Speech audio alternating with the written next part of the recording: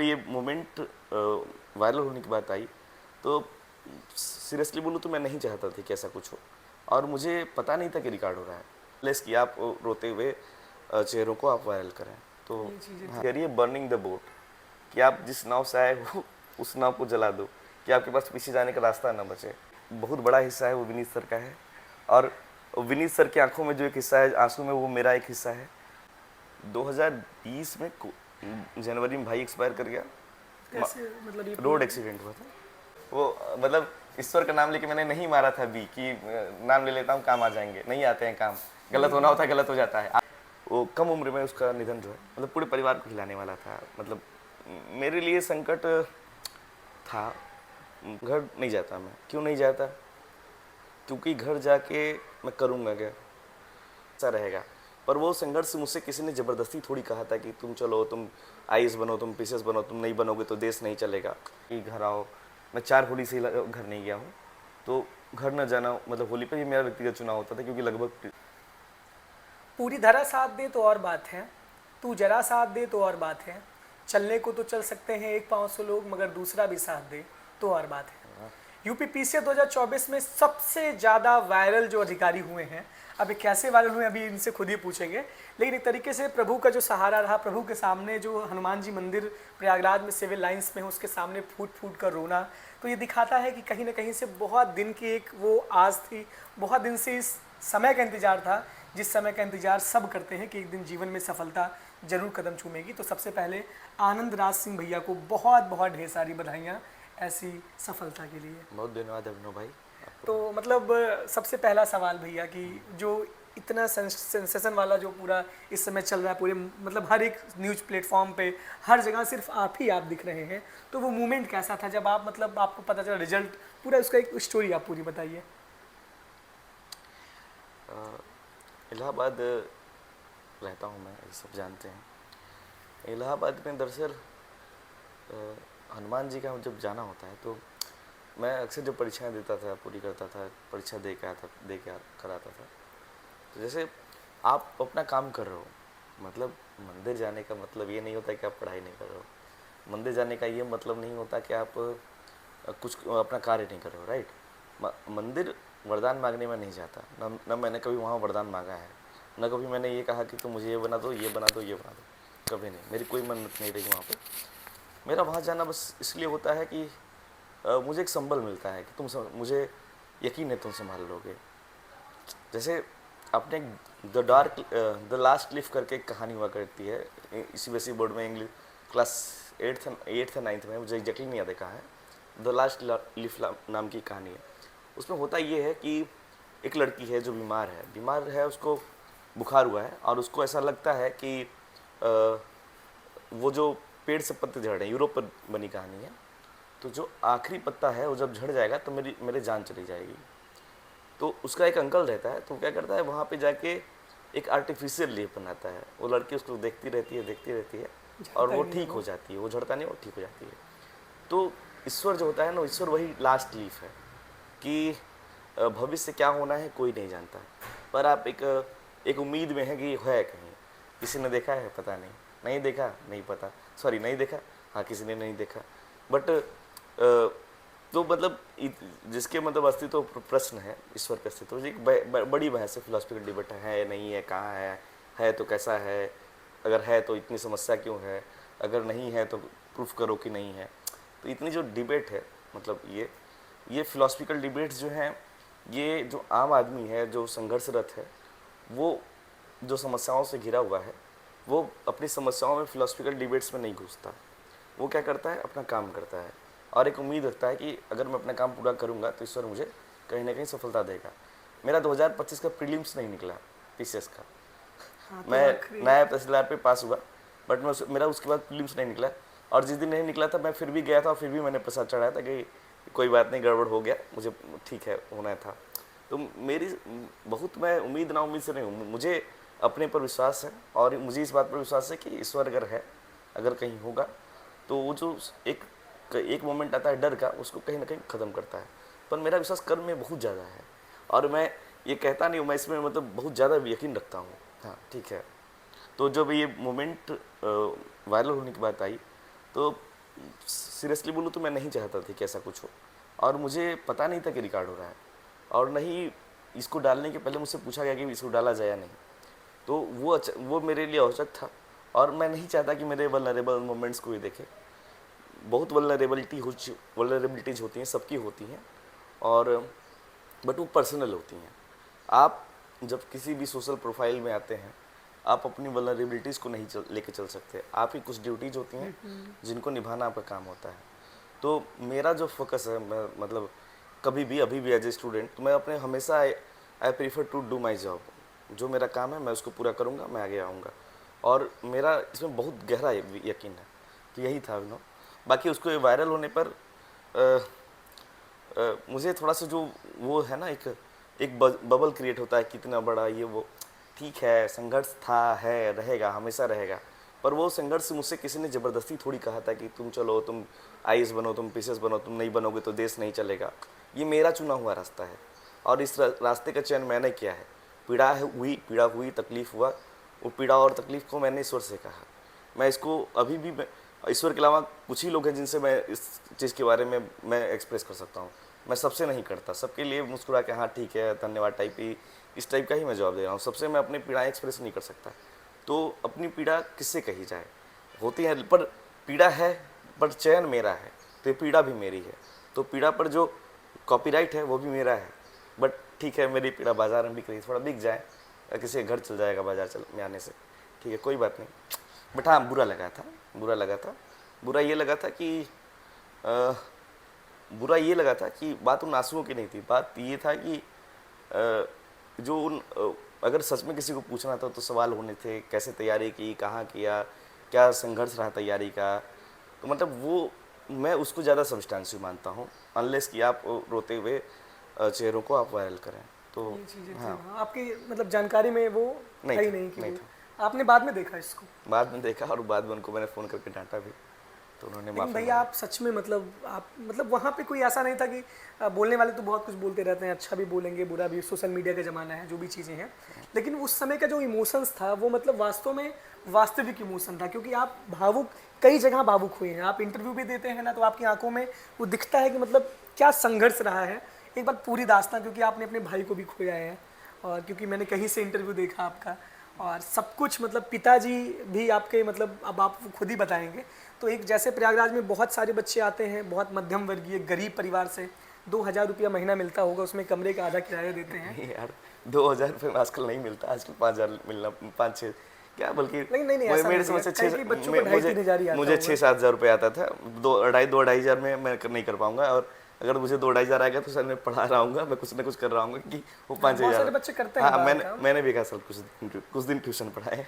तो भैया वो बट अपने बट संघर्ष के अब फिर दास्तां। ये होगा कि मैं दिन भर ट्यूशन पढ़ाया था ना भाई, 1 घंटे मैंने पढ़ाया, शुरुआत के 1-2 साल में पढ़ाया, बट 2023 के बाद से मैंने कोई ट्यूशन नहीं पढ़ाया। 23 से मैंने कोई 3 साल हो गए, 23, 24, 25 चौथा साल जा रहा है, मैंने कोई ट्यूशन नहीं पढ़ाया।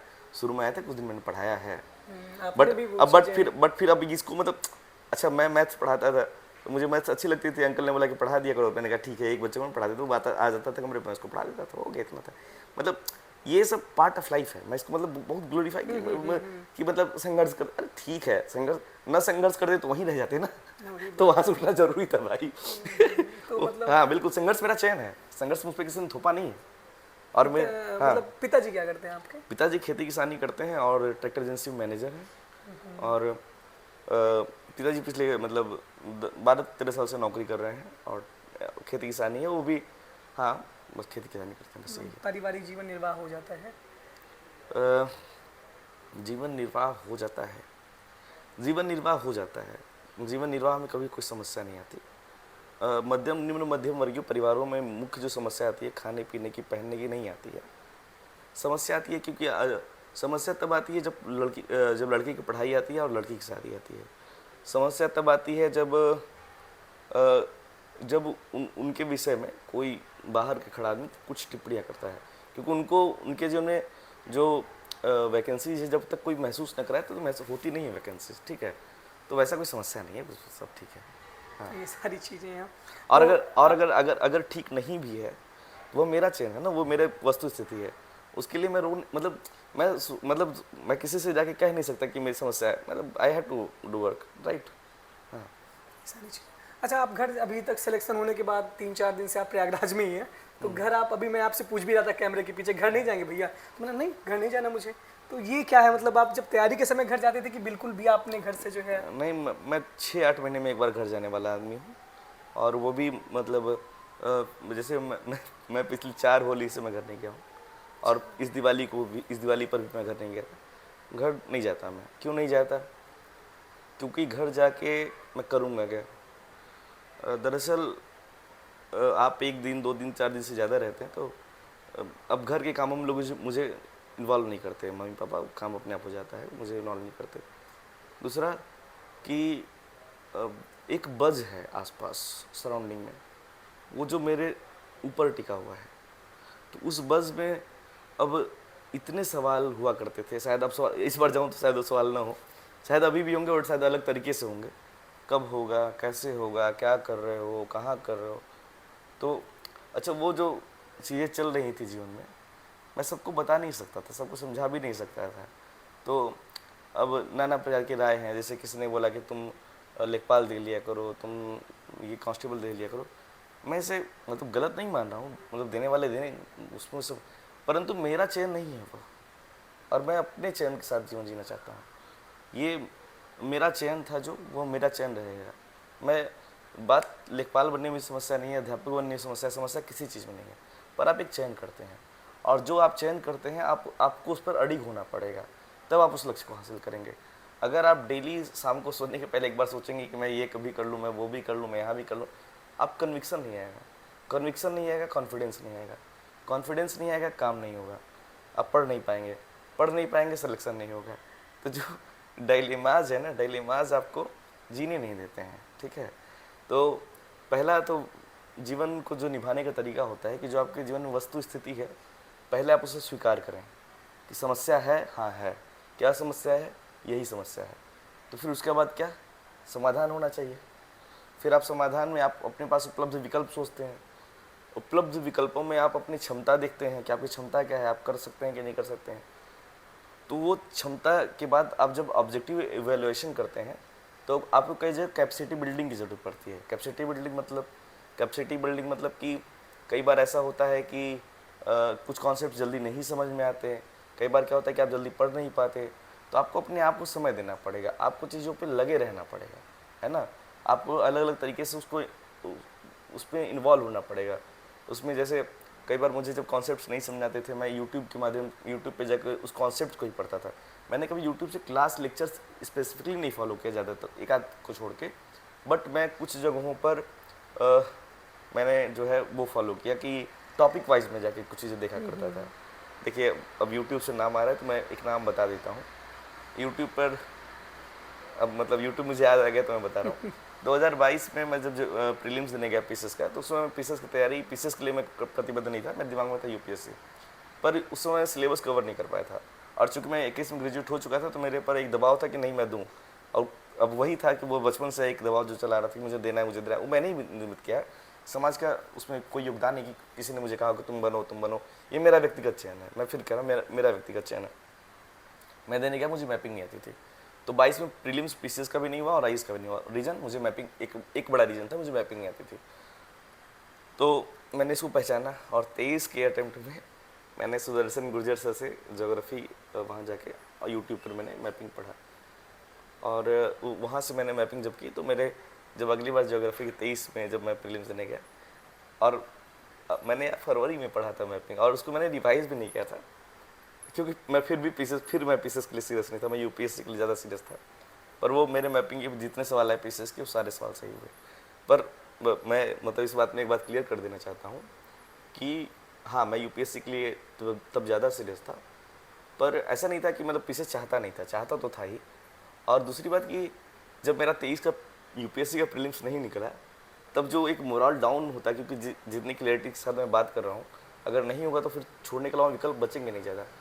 और चूंकि मैंने सारे ऑप्शन अपने से बंद कर रखे थे, तो तब जब पीसीएस निकला, तो उस पीसीएस ने मुझे ऐसे संभाल दिया कि मतलब तुमको गिरने नहीं देंगे। तो उस साल जब मेरे पास आईएएस का मेंस नहीं था, तो मेरे पास पीसीएस का मेंस था। तो वहाँ पीसीएस का मेंस लिखते हुए मैंने मेंस को पहली बार कायदे से जिया, कायदे से लिखा, कायदे से सीखा। तो हुआ। आप इंटरव्यू तक गए थे ना, तो इसमें नहीं इंटर नहीं तो गया। काफ़ी मतलब नंबर ठीक आए थे, 697 नंबर थे। उस बार 732 कट ऑफ गई थी जनरल की, तो मेरा 697 नंबर था, तो उसमें हुआ तो नहीं ये था। पहला इंटरव्यू था आपका? हाँ। पहले इंटरव्यू में ही आपसे तो अब सीधे बात करते हैं आपके तैयारी की उस पूरी जर्नी को, जिसके लिए एस्पिरेंट बहुत ज़्यादा बेताब हैं कि आपने तैयारी कब से स्टार्ट की, ग्रेजुएशन कब हुआ, एजुकेशन का बैकग्राउंड क्या था। तो आपका एजुकेशन का बैकग्राउंड क्या था आपका? 2015 में मैं 10वीं पास हुआ। उस समय CBSE में 10 CGPA होता था, वो मुझे मिला था। 10 CGPA। हाँ, 2017 में मैं 12th पास हुआ, जिसमें मुझे 89.8% आए थे। ठीक है। कहाँ से आपने पास किया था ये? संत कीनाराम पब्लिक स्कूल रॉबर्ट्सगंज। फिर एक साल में भटका, भटके क्यों? क्लियरिटी नहीं थी, गाइडेंस नहीं था, पता नहीं था करना क्या है। ये पता था यूपीएससी करनी है, बट यूपीएससी कोई कोर्स नहीं है ना कि सीधा जाकर एडमिशन करा लिया और शुरू हो गया। आपको मतलब कुछ तो ग्रेजुएशन करना पड़ेगा। तो पहला थॉट था कि मैं जेई की तैयारी करूँ, मैं वो करने गया, वहाँ कुछ दिन मन नहीं लगा। फिर मुझे लगा कि नहीं, मुझे सिविल सर्विसेज करते हैं, सीधा सिविल सर्विसेज चलते हैं। 4 महीने है, एक कोचिंग पढ़ा, वहाँ मन नहीं लगा, फिर छोड़ा, फिर कहा फिर जेई की तैयारी करता हूँ। फिर 5 महीने जेई की तैयारी की, उसमें मुझे नंबर ठीक आए थे, बट इतना नहीं था कि बहुत बढ़िया कॉलेज मिले। तो फिर उसके बाद मुझे कहा BHU BSc में एडमिशन मिल रहा था, वो पेड सीट में चला गया था, वो भी मेरी गलतियों की वजह से गया था। तो अदरवाइज मुझे मिल जाता सीट वहाँ पे, और मैं पेड सीट में एडमिशन नहीं करवा पाया, वो भी मतलब अनअवेयरनेस की वजह से, मुझे अवेयरनेस नहीं होने की वजह से बहुत सारी गलतियाँ हुई। हाँ, तो 17 ऐसे भी था। फिर 2018 में जब BHU का एडमिशन छूटा, तो मेरे लिए मतलब एक बहुत बड़ा संकट निर्मित हुआ कि अब मैं क्या करूँगा। मतलब 90% ला के आपको अगले साल आप वहाँ पढ़े जहाँ आप नहीं पढ़ना चाहते। तो फिर मैंने वहाँ एडमिशन कराया, कहाँ पे करवाया एडमिशन? रॉबर्ट्सगंज संत कीनाराम PG कॉलेज में, उसी संस्थान का कॉलेज था, वहाँ करा लिया। तो अब की बार एडमिशन BSc में कराया मैंने। तो BSc में एडमिशन कराया, तो BSc में एडमिशन क्यों हुआ, लगा कि कुछ नहीं होगा तो मैथ्स पढ़ा लेंगे, मैथ्स मुझे बहुत अच्छी आती थी। तो BSc में एडमिशन करा लिया, और BSc की कोचिंग मैंने 1 साल की, मतलब वहाँ पे जैसे क्लास वगैरह कर। तो बाद में फिर तो कोविड आ ही गया था, तो उसके बाद खैर उसके पहले फिर 2019 में दोबारा मैं इलाहाबाद आ गया, किताबें लेके BSc की, और बहुत ज़्यादा हिम्मत की BSc की पढ़ाई सेल्फ स्टडी से कर लेंगे, ऑनलाइन वगैरह कहीं से देख के।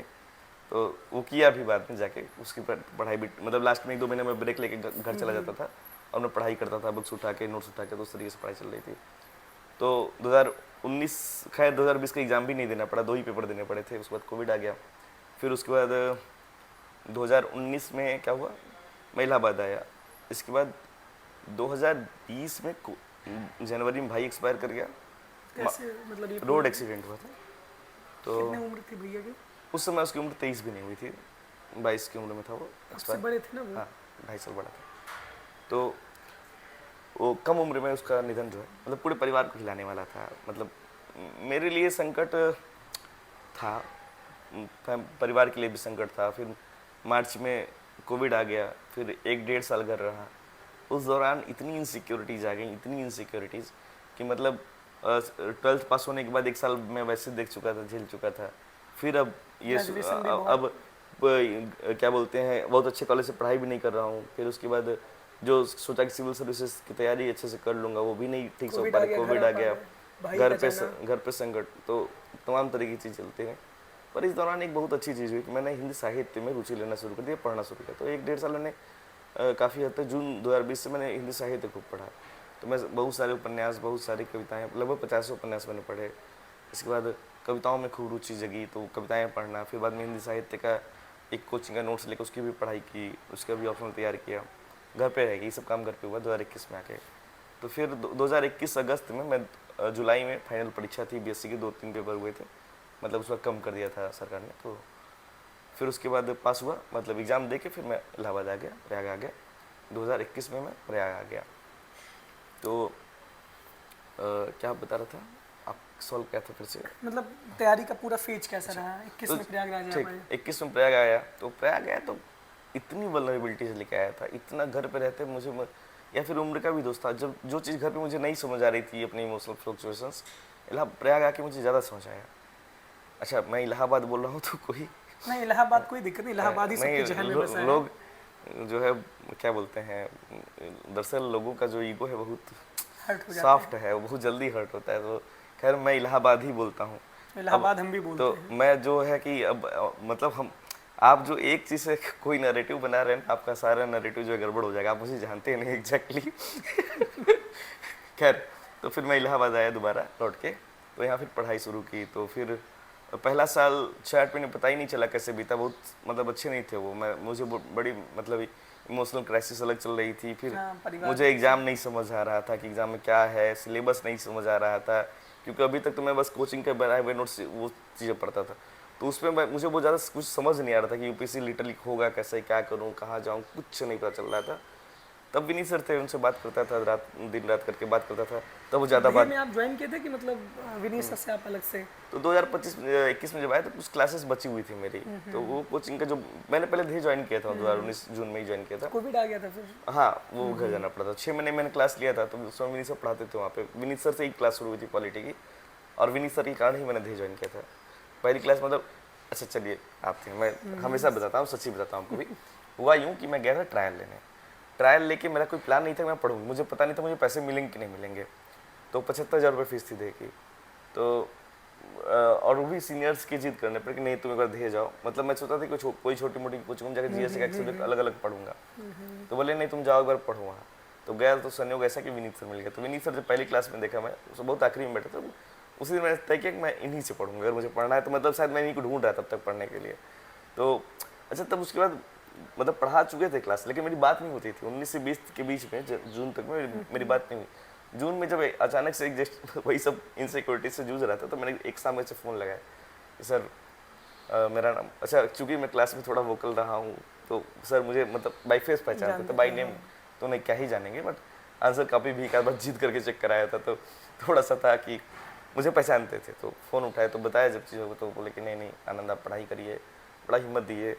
तो वहाँ से फिर एक अलग जर्नी शुरू हुई। तो फिर वहाँ से जो ट्रांसफार्मेशन है मेरा लिटरली, मतलब आप ये समझो ना यार कि 2017 में जब मैं जूझ रहा था इनसिक्योरिटी से, 18 में 17 से 18 के बीच में, मैं कितने रास्ते बदला कि मतलब क्यों, lack of guidance, lack of confidence, और एक सीधी दिशा का न पता होना। तो मतलब जब जीवन में आपकी कोई बताने वाला नहीं होता जिस पर आप गहरा विश्वास करें, तब तक आप भटकते रहते हैं। और तो सर के साथ मिला उसके बाद? हाँ, जब से सर का साथ मिला, भटका तब भी हूँ, पर एक जोन में, एक लिमिटेड जोन में भटका हूँ कि हिंदी मीडियम से इंग्लिश मीडियम कर लिया, हिंदी लिटरेचर से इंग्लिश लिटरेचर कर लिया, तो मैं संतुष्ट होने वालों में से नहीं हूँ। कि तो जितने चेंजेस मैंने किए हैं 2021 तक, 2022 जनवरी में मैं एक बार मैंने फ़ोन किया अनुराग सर को। अनुराग सर इस समय लेखाधिकारी हैं गाजियाबाद में। तो मेरी उनसे बात हो रही थी, तो बोला, मैंने पूछा सर क्या कर रहे हैं, तो बोले नोट्स बना रहा हूँ। क्या नोट्स, क्यों नोट्स? बोले कि पीसीएस फिर से एसडीएम बनना है। बोला तो आपके तो नोट्स होंगे ना? तो बोले नहीं इंग्लिश में बना रहा हूँ। उनके क्या इंग्लिश में अच्छा रहता है? तो बोले हाँ अच्छा रहता है। तो बोले तुम कर लोगे, सॉरी तुम, मैंने बोला, बोले वो बदल लो। मैं बोला मैं कर लूँगा। क्या तुमने तो इंग्लिश मीडियम से पढ़ाई भी की है, तो बदल लो। तो मैंने उनके बोले कितनी किताबें चाहिए बताओ, मैं तुमको पैसे भेज रहा हूँ, जो किताबें जाकर खरीदनी सारी किताबें खरीद लाओ। तो एक कॉन्सेप्ट और दिए वो, बोले एक थियरी है बर्निंग द बोट, कि आप जिस नाव से आए हो उस नाव को जला दो, कि आपके पास पीछे जाने का रास्ता ना बचे। तो मेरा विश्वास बर्निंग द बोट में बहुत तगड़ा रहा है। जैसे मैं घर नहीं चाहता, मैं घर वापस जाने का विकल्प ही नहीं रखना चाहता था अपने पास। और मैं हिंदी मीडियम में मैंने सारी किताब उठा के रमाकांत को बुलाया। एक दिन रमाकांत मुझसे, बाद में रमाकांत ने बोला कि मुझे तैयारी करनी है, तो मैंने एक दिन उनको बुलाया। मैंने अपनी सारी किताबें, सारे नोट्स जो है मैं उनको पकड़ा दी कि भैया ले जाइए, रखिए, आप अपना काम चलाइए। रमाकांत बहुत अच्छे दोस्त थे मेरे, तो मैंने उनको सब पकड़ा दिया। सॉरी भाई हैं, मतलब दोस्त नहीं है। रमाकांत मुझसे उम्र में बड़े हैं, पुलिस में काम करते हैं, मेरे बहुत कमाल के बड़े भाई हैं, जिनका बहुत बड़ा समर्थन रहा है इस एग्ज़ाम की जर्नी में। उनका पूरा नाम, मैं पूरा नाम नहीं लूँगा, बस रमाकांत। चलिए फिर आगे की बात ये रही कि अच्छा, इसमें मैं माध्यम वाली बात बता देता हूँ कि हिंदी माध्यम मैंने लिया क्यों था। मेरी पढ़ाई सीबीएसई बोर्ड में हुई, मैंने पहले बताया। तो अंग्रेजी में सहज था, लेकिन बहुत फ्लुएंट इंग्लिश नहीं, उतनी नहीं आती थी।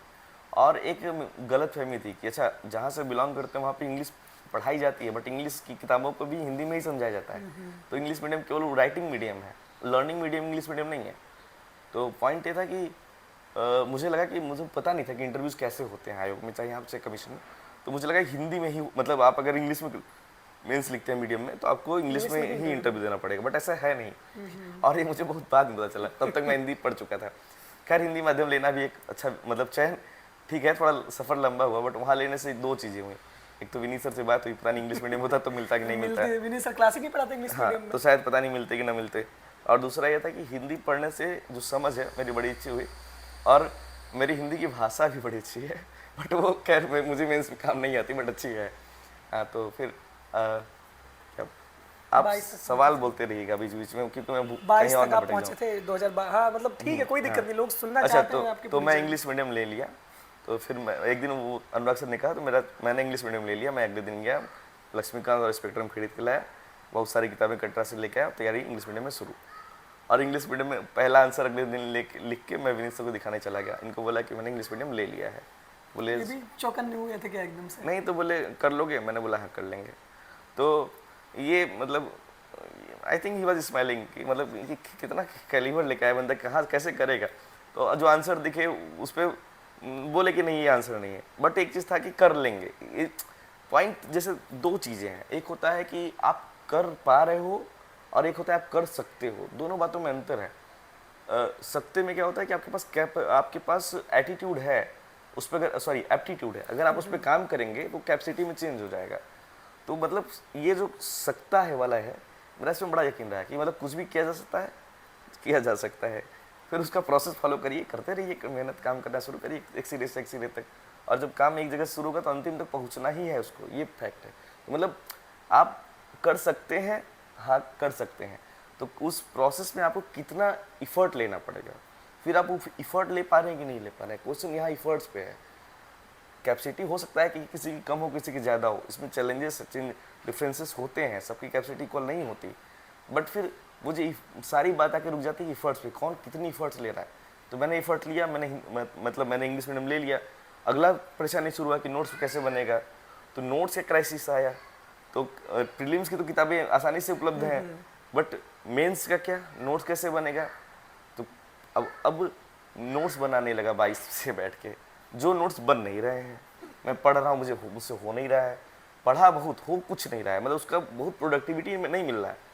काम जो अगले 8 मतलब 22 से 22 एंड तक जो काम हुआ 20 से, क्योंकि प्री दिया, फिर 4 महीने पढ़ाई करके 3-4 महीने पढ़ाई किया कायदे से, जो भी किया जा सकता था, जो मेरी कैपेसिटी में था मैंने किया, बट सारी चीज़ें नहीं कंप्लीट हो पाई। तो नहीं हो पाई तो प्रीलिम्स नहीं निकला, ज्योग्राफी नहीं प्रिपेयर था अच्छे से, बहुत सारी चीज़ें नहीं आती थी, और शायद इमेच्योरिटी भी थी। 21-22 साल की एज में एक इतना वल्नरेबिलिटी लेके आ रहा था, तो वो चीज़ें थी नहीं मेरे साथ। तो फिर क्या हुआ, प्रीलिम्स नहीं हुआ। प्रीलिम्स नहीं हुआ तो मतलब ठीक था कि चलो पहला ही प्रीलिम्स है, तैयारी नहीं था, ये नहीं प्रिपेयर था, वो नहीं प्रिपेयर था, मतलब 3600 कलर थे। और पीसीएस का नहीं निकला, तो पीसीएस का तो मैं निकालने गया भी नहीं था उस साल। मैं यूपीएससी की कर रहा था, तो मेरे दिमाग में पीसीएस कहीं से था भी नहीं, ना करंट पढ़ा था, बहुत सारे सेक्शंस नहीं पढ़े थे। बट जब पीसीएस देने गया तो दे के निकला, तो मुझे लगा ये किया जा सकता था। मुझे उस मोमेंट लगा ये तो बहुत आसानी से किया जा सकता था। तो मैंने एक लोग को बोला था कि इस बार जो है नहीं होगा, बट अगली बार हो जाएगा। और ये जब हो गया अगली बार, तब उन्होंने मुझे याद दिलाया कि तुमने बोला था कि हो जाएगा। तो खैर फिर मेंस की बात, लड़ाई शुरू हुई।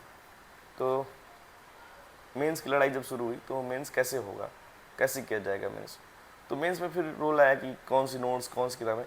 अच्छा, मैं अपने से नोट्स नहीं बना पा रहा हूँ, लेकिन मैं बाजार से जो नोट्स मिलता जा रहा है मैं उठा रहा हूँ, रीडिंग लगा रहा हूँ, रुक रहा है नहीं रुक रहा है, याद हो रहा है नहीं हो रहा है, फैक्टर नहीं था मेरे लिए। मैं कोई भी नोट्स उठाता था, जैसे कल्चर का मैंने कम से कम 7-8 नोट्स खरीदा होगा, और 7-8 नोट्स को कम से कम एक बार पढ़ा होगा। मुझे नहीं पता है कौन वाला याद है कौन वाला नहीं याद है, बट मैंने खरीदा है, ये फैक्ट है। मैंने उस पर वाजीराम का भी मेरे पास नोट्स है, विजन का भी नोट्स है, संस्कृति का भी नोट्स है, और भी नोट्स हैं जो हिंदी के भी ले आता था इनफैक्ट।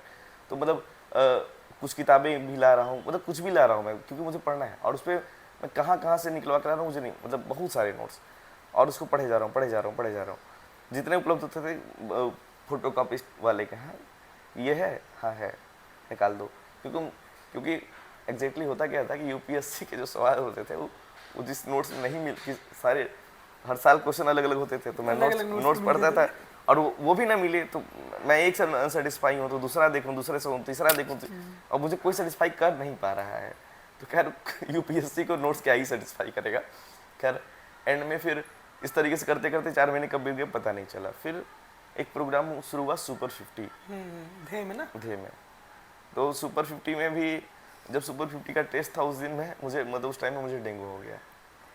मुझे डेंगू हो गया तो 6 को टेस्ट होना था, 6 नवंबर को मुझे डेंगू का, मुझे 3 को घर जाना, 4 को घर जाना पड़ा, बहुत ज़्यादा सीरियस था। तो घर चला गया तो फिर क्या हुआ कि सर, हाँ फिर मैंने फॉर्म भरा था मैं, लेकिन घर चला गया, एग्ज़ाम नहीं दे पाया। अब कैसे हो, तो मैंने सर से रिक्वेस्ट किया कि सर देख लीजिए। तो एक अलग से टेस्ट कराए थे छोटा सा मेरे लिए कि देखो अगर मतलब इसमें नंबर ला दो ताकि फिर वो हो जाए। तो मैंने टेस्ट दिया, उसमें मैं पास रहा, तो फिर वो हो गया। तो फिर मैं सुपर 50 का हिस्सा बन गया। तो सुपर 50 में का हिस्सा बना, तो सुपर 50 में जाने के बाद डिपेंड बाई विनीत सर का ही बनाया हुआ प्रोग्राम था, उसमें बड़ा हाथ था इनका। तो उसमें जब उसमें वीकेंड पे प्रोग्राम से बनते थे कि इस वीकेंड पे आपको अगले एक हफ्ते का ये काम है, इसको करके आओ। तो फिर एक अलग तरीके से काम करने का तरीका इवॉल्व हुआ कि आपको टारगेटेड हाँ टारगेटेड वे में कि एक हफ्ते में ये कंप्लीट करना है, पूरा रखना है, याद करना है, फिर उसके टेस्ट भी हुआ करते थे, वो देने जाना है। तो उसमें बड़ा मतलब अच्छा, वहीं से पूरा गाइडेंस मिला। चूंकि क्या हुआ कि उसमें टॉपर से मतलब अच्छे स्टूडेंट्स इन्वॉल्व थे। उसमें से ब्रिजेश सेलेक्ट हुए हैं, मैं हो गया, एनटी में हाँ 2 लोग और कोई था क्या उसमें से जो इंटरव्यू, उसमें से 4-5 लोग और इंटरव्यू भी दिए हैं। तो मतलब लगातार उसमें सबसे IAS का मेंस लिख रहे हैं। अभी जो लोग उसमें से लगभग बच्चे उसमें के मेंस लिख रहे हैं, मतलब ऑलमोस्ट जो वहाँ रुके थे उस प्रोसेस में लगभग दे रहे हैं। तो मतलब एक अच्छे अच्छा साथ मिला दोस्तों का, अच्छा कल्चर, मतलब एक अच्छा मतलब पॉजिटिव हेल्दी कंपटीशन भी जरूर हुआ कि हमको फर्स्ट आना, अगले टेस्ट में हमको आना है। कल ब्रिजेश कह भी रहा था बैठा कि कंपटीशन सामने बैठा है। खैर टू बी फेयर मैं सही बताऊं, मेरा कंपटीशन मैंने हमेशा खुद से किया है, ये बहुत बड़ा सच है कि इसका प्रमाण ये है कि मैं कभी भी एक आध एक्सेप्शन छोड़ के बस मतलब मैं कभी भी लगातार 2 बार किसी एग्जाम में नहीं फेल हुआ हूँ। अच्छा, कभी भी मैं लगातार 2 बार 22 में पीसेस का प्री नहीं हुआ, 23 में 23 निकला, में हो गया, 23 में 24 पीसेस, में भी हुआ, 23 में पीसेस का मेंस नहीं हुआ, 24 में हो गया, 24 में हो गया। ठीक है, तो मतलब लगातार 2 बार मैं कभी फेल नहीं हुआ। ये 25 में मान लीजिए, ये भी लगातार नहीं है, लगातार नहीं, अचानक से है, एक गैप है इसमें। और हाँ एक एक्सेप्शन है कि 22 में भी IAS नहीं हुआ था, 23 में भी IAS नहीं हुआ था, बट वो उसकी फिर अलग कमियां हैं, वो मतलब एक अलग स्टोरी है। उसमें क्या था कि 22 में मुझे कुछ पल्ले ही नहीं पड़ा था यूपीएससी में कि मेरे साथ हुआ क्या, क्योंकि देने चले गया था। हाँ कि मतलब एकदम मतलब अच्छा मतलब ये था कि देना है, ये जानते हुए कि मैं फेल हो रहा हूँ, मुझे देना था। और मुझे बहुत मैं एनालाइज नहीं कर पाया था, शायद मेरी कैपेसिटी नहीं रही है उस मोमेंट पे कि मैं उसको इतने अच्छे से एनालाइज कर पाऊँ। पीछे से एनालाइज कर लिया था मैंने, कह दिया था अगली बार हो जाएगा, और अगली बार हो भी गया। तो फिर खैर आगे की बात आगे की बात, अब मतलब आप अपनी जर्नी स्टार्ट आपकी हो गई है, मतलब आपका हाँ वो सुपर 50 प्रीलिम्स, अच्छा सुपर 50, तो सुपर 50 की तैयारी शुरू हुई। तो जब उसमें लगातार टेस्ट वगैरह चलते रहे, फरवरी मार्च तक वो भी चला। उसके बाद जो उसका भी इंथुजियाज्म धीमे धीमे कम हो गया। तो फरवरी के बाद वो लगभग उसमें से सीजन होना बंद हो गई। फिर उसमें सीसेट चलने लगा। मुझे सीसेट में कभी समस्या नहीं रही है, और चलिए सीसेट का नाम आ गया। मेरे 2024 के IAS में सीसेट में 108 नंबर थे। 108 नंबर। मेरे 2022 के सीसेट में 77 थे, और 2023 के उसमें 82 नंबर थे। 22 और 23 सबसे डिफिकल्ट ईयर था। तो यहाँ पे रोल आता है फिर ट्यूशन। मैं मैथ 1 घंटा पढ़ाया करता था, मुझे कभी सीसेट मुझे कभी पढ़ने की जरूरत नहीं पड़ी। और हॉनेस्टली स्पीकिंग मैंने कभी भी सीसेट की तैयारी नहीं की है। मैं सीसेट में 2-4 पेपर लगा लेता हूँ, कभी कभी लास्ट में 1-2 पेपर लगा लूँगा कि मेरी प्रैक्टिस हो जाए, मतलब जो कॉन्सेप्ट मैं इसको यूज़ कर पा रहा, मेरे जो अस्त्र शस्त्र हैं वो उनमें जंग नहीं लगा है। फिर उसको फिर मैं जाके मैं सॉल्व करना शुरू करूँगा। और अगर मैंने सॉल्व कर 2 घंटे अगर मैंने पेपर लगाया है, और बड़ा मुझे मजा आता है सीसेट लगाने में, मैं बैठ के 2 घंटे खूब मन लगा के उसमें, जैसे GS में कभी कभी बैठना पड़ता है 10-15 मिनट 20 मिनट आधा घंटा को देखना पड़ता है घड़ी की कब बीतेगा। बट सीसेट में मैं जितना टाइम मिला, जितना क्वेश्चन लगाते बना लगाते अंत तक चले गए। 60 लग गया, 70 लग गया, 80 लग गया, जहाँ तक चाह जाने दो। तो इस तरीके से अच्छा मैथ्स अगर सॉल्व करते हो तो मतलब मैं चूंकि मैं प्रोसेस सॉल्व करता हूँ, मेरे कभी गलत नहीं होते। मतलब अगर मैंने रियली सॉल्व किया उसको, तो उसमें गलतियों के चांसेस कम रहते हैं। क्या तो हो ही गया तो मैं एक्सेप्शन नहीं, मतलब वो नहीं कहूँगा कि 100%, बट ये अच्छी एक्यूरेसी होती है मैथ अगर आप सॉल्व कर रहे हो तो। बल्कि उसमें क्या बोलते हैं, वोके वाले में थोड़ा बहुत समस्या होती है वो जो आता है। अच्छा, जैसे कि PCS 2026 जैसे अभी आने वाला है, तो वो दिसंबर में है, तो आपने PCS की जो बच्चे तैयारी कर रहे हैं 2026 प्रीलिम्स के लिए, उसकी क्या स्ट्रैटेजी पूरी होनी चाहिए? पूरे स्टैंडर्ड बुक और PYQ क्या क्या आपने फॉलो किया था, क्या बच्चों को फॉलो करना चाहिए, ये आप बताइए। 2023 का जब प्रीलिम्स दे रहा था तो उसमें भी मैं यूपीएससी पे ही काम कर रहा था। PCS के लिए मैं बहुत जरा सा काम किया था, बहुत थोड़ा सा काम किया था, बट ईश्वर की कृपा और थोड़ा बहुत पढ़ाई लिखाई का था, थोड़ा बहुत IQ कह लें जिसका भी साथ था, उसमें बहुत आसानी से मतलब बहुत प्यार से मेरा हो गया। वो अच्छे नंबर आए थे उस बार। तो जब पीसीएस का जब आपको लेकिन जब आपको एग्जाम निकालना ही है, क्योंकि तभी मैं एग्जाम बहुत निकालने के मूड में नहीं था। चलिए एक नाम और लेता हूँ, 2023 के प्री में मैंने जब करंट अफेयर्स की तैयारी कर रहा था, तो उस समय इमरान सर जीएस वर्ल्ड में हुआ करते थे। इमरान सर का 12 लेक्चर था, आया हुआ था।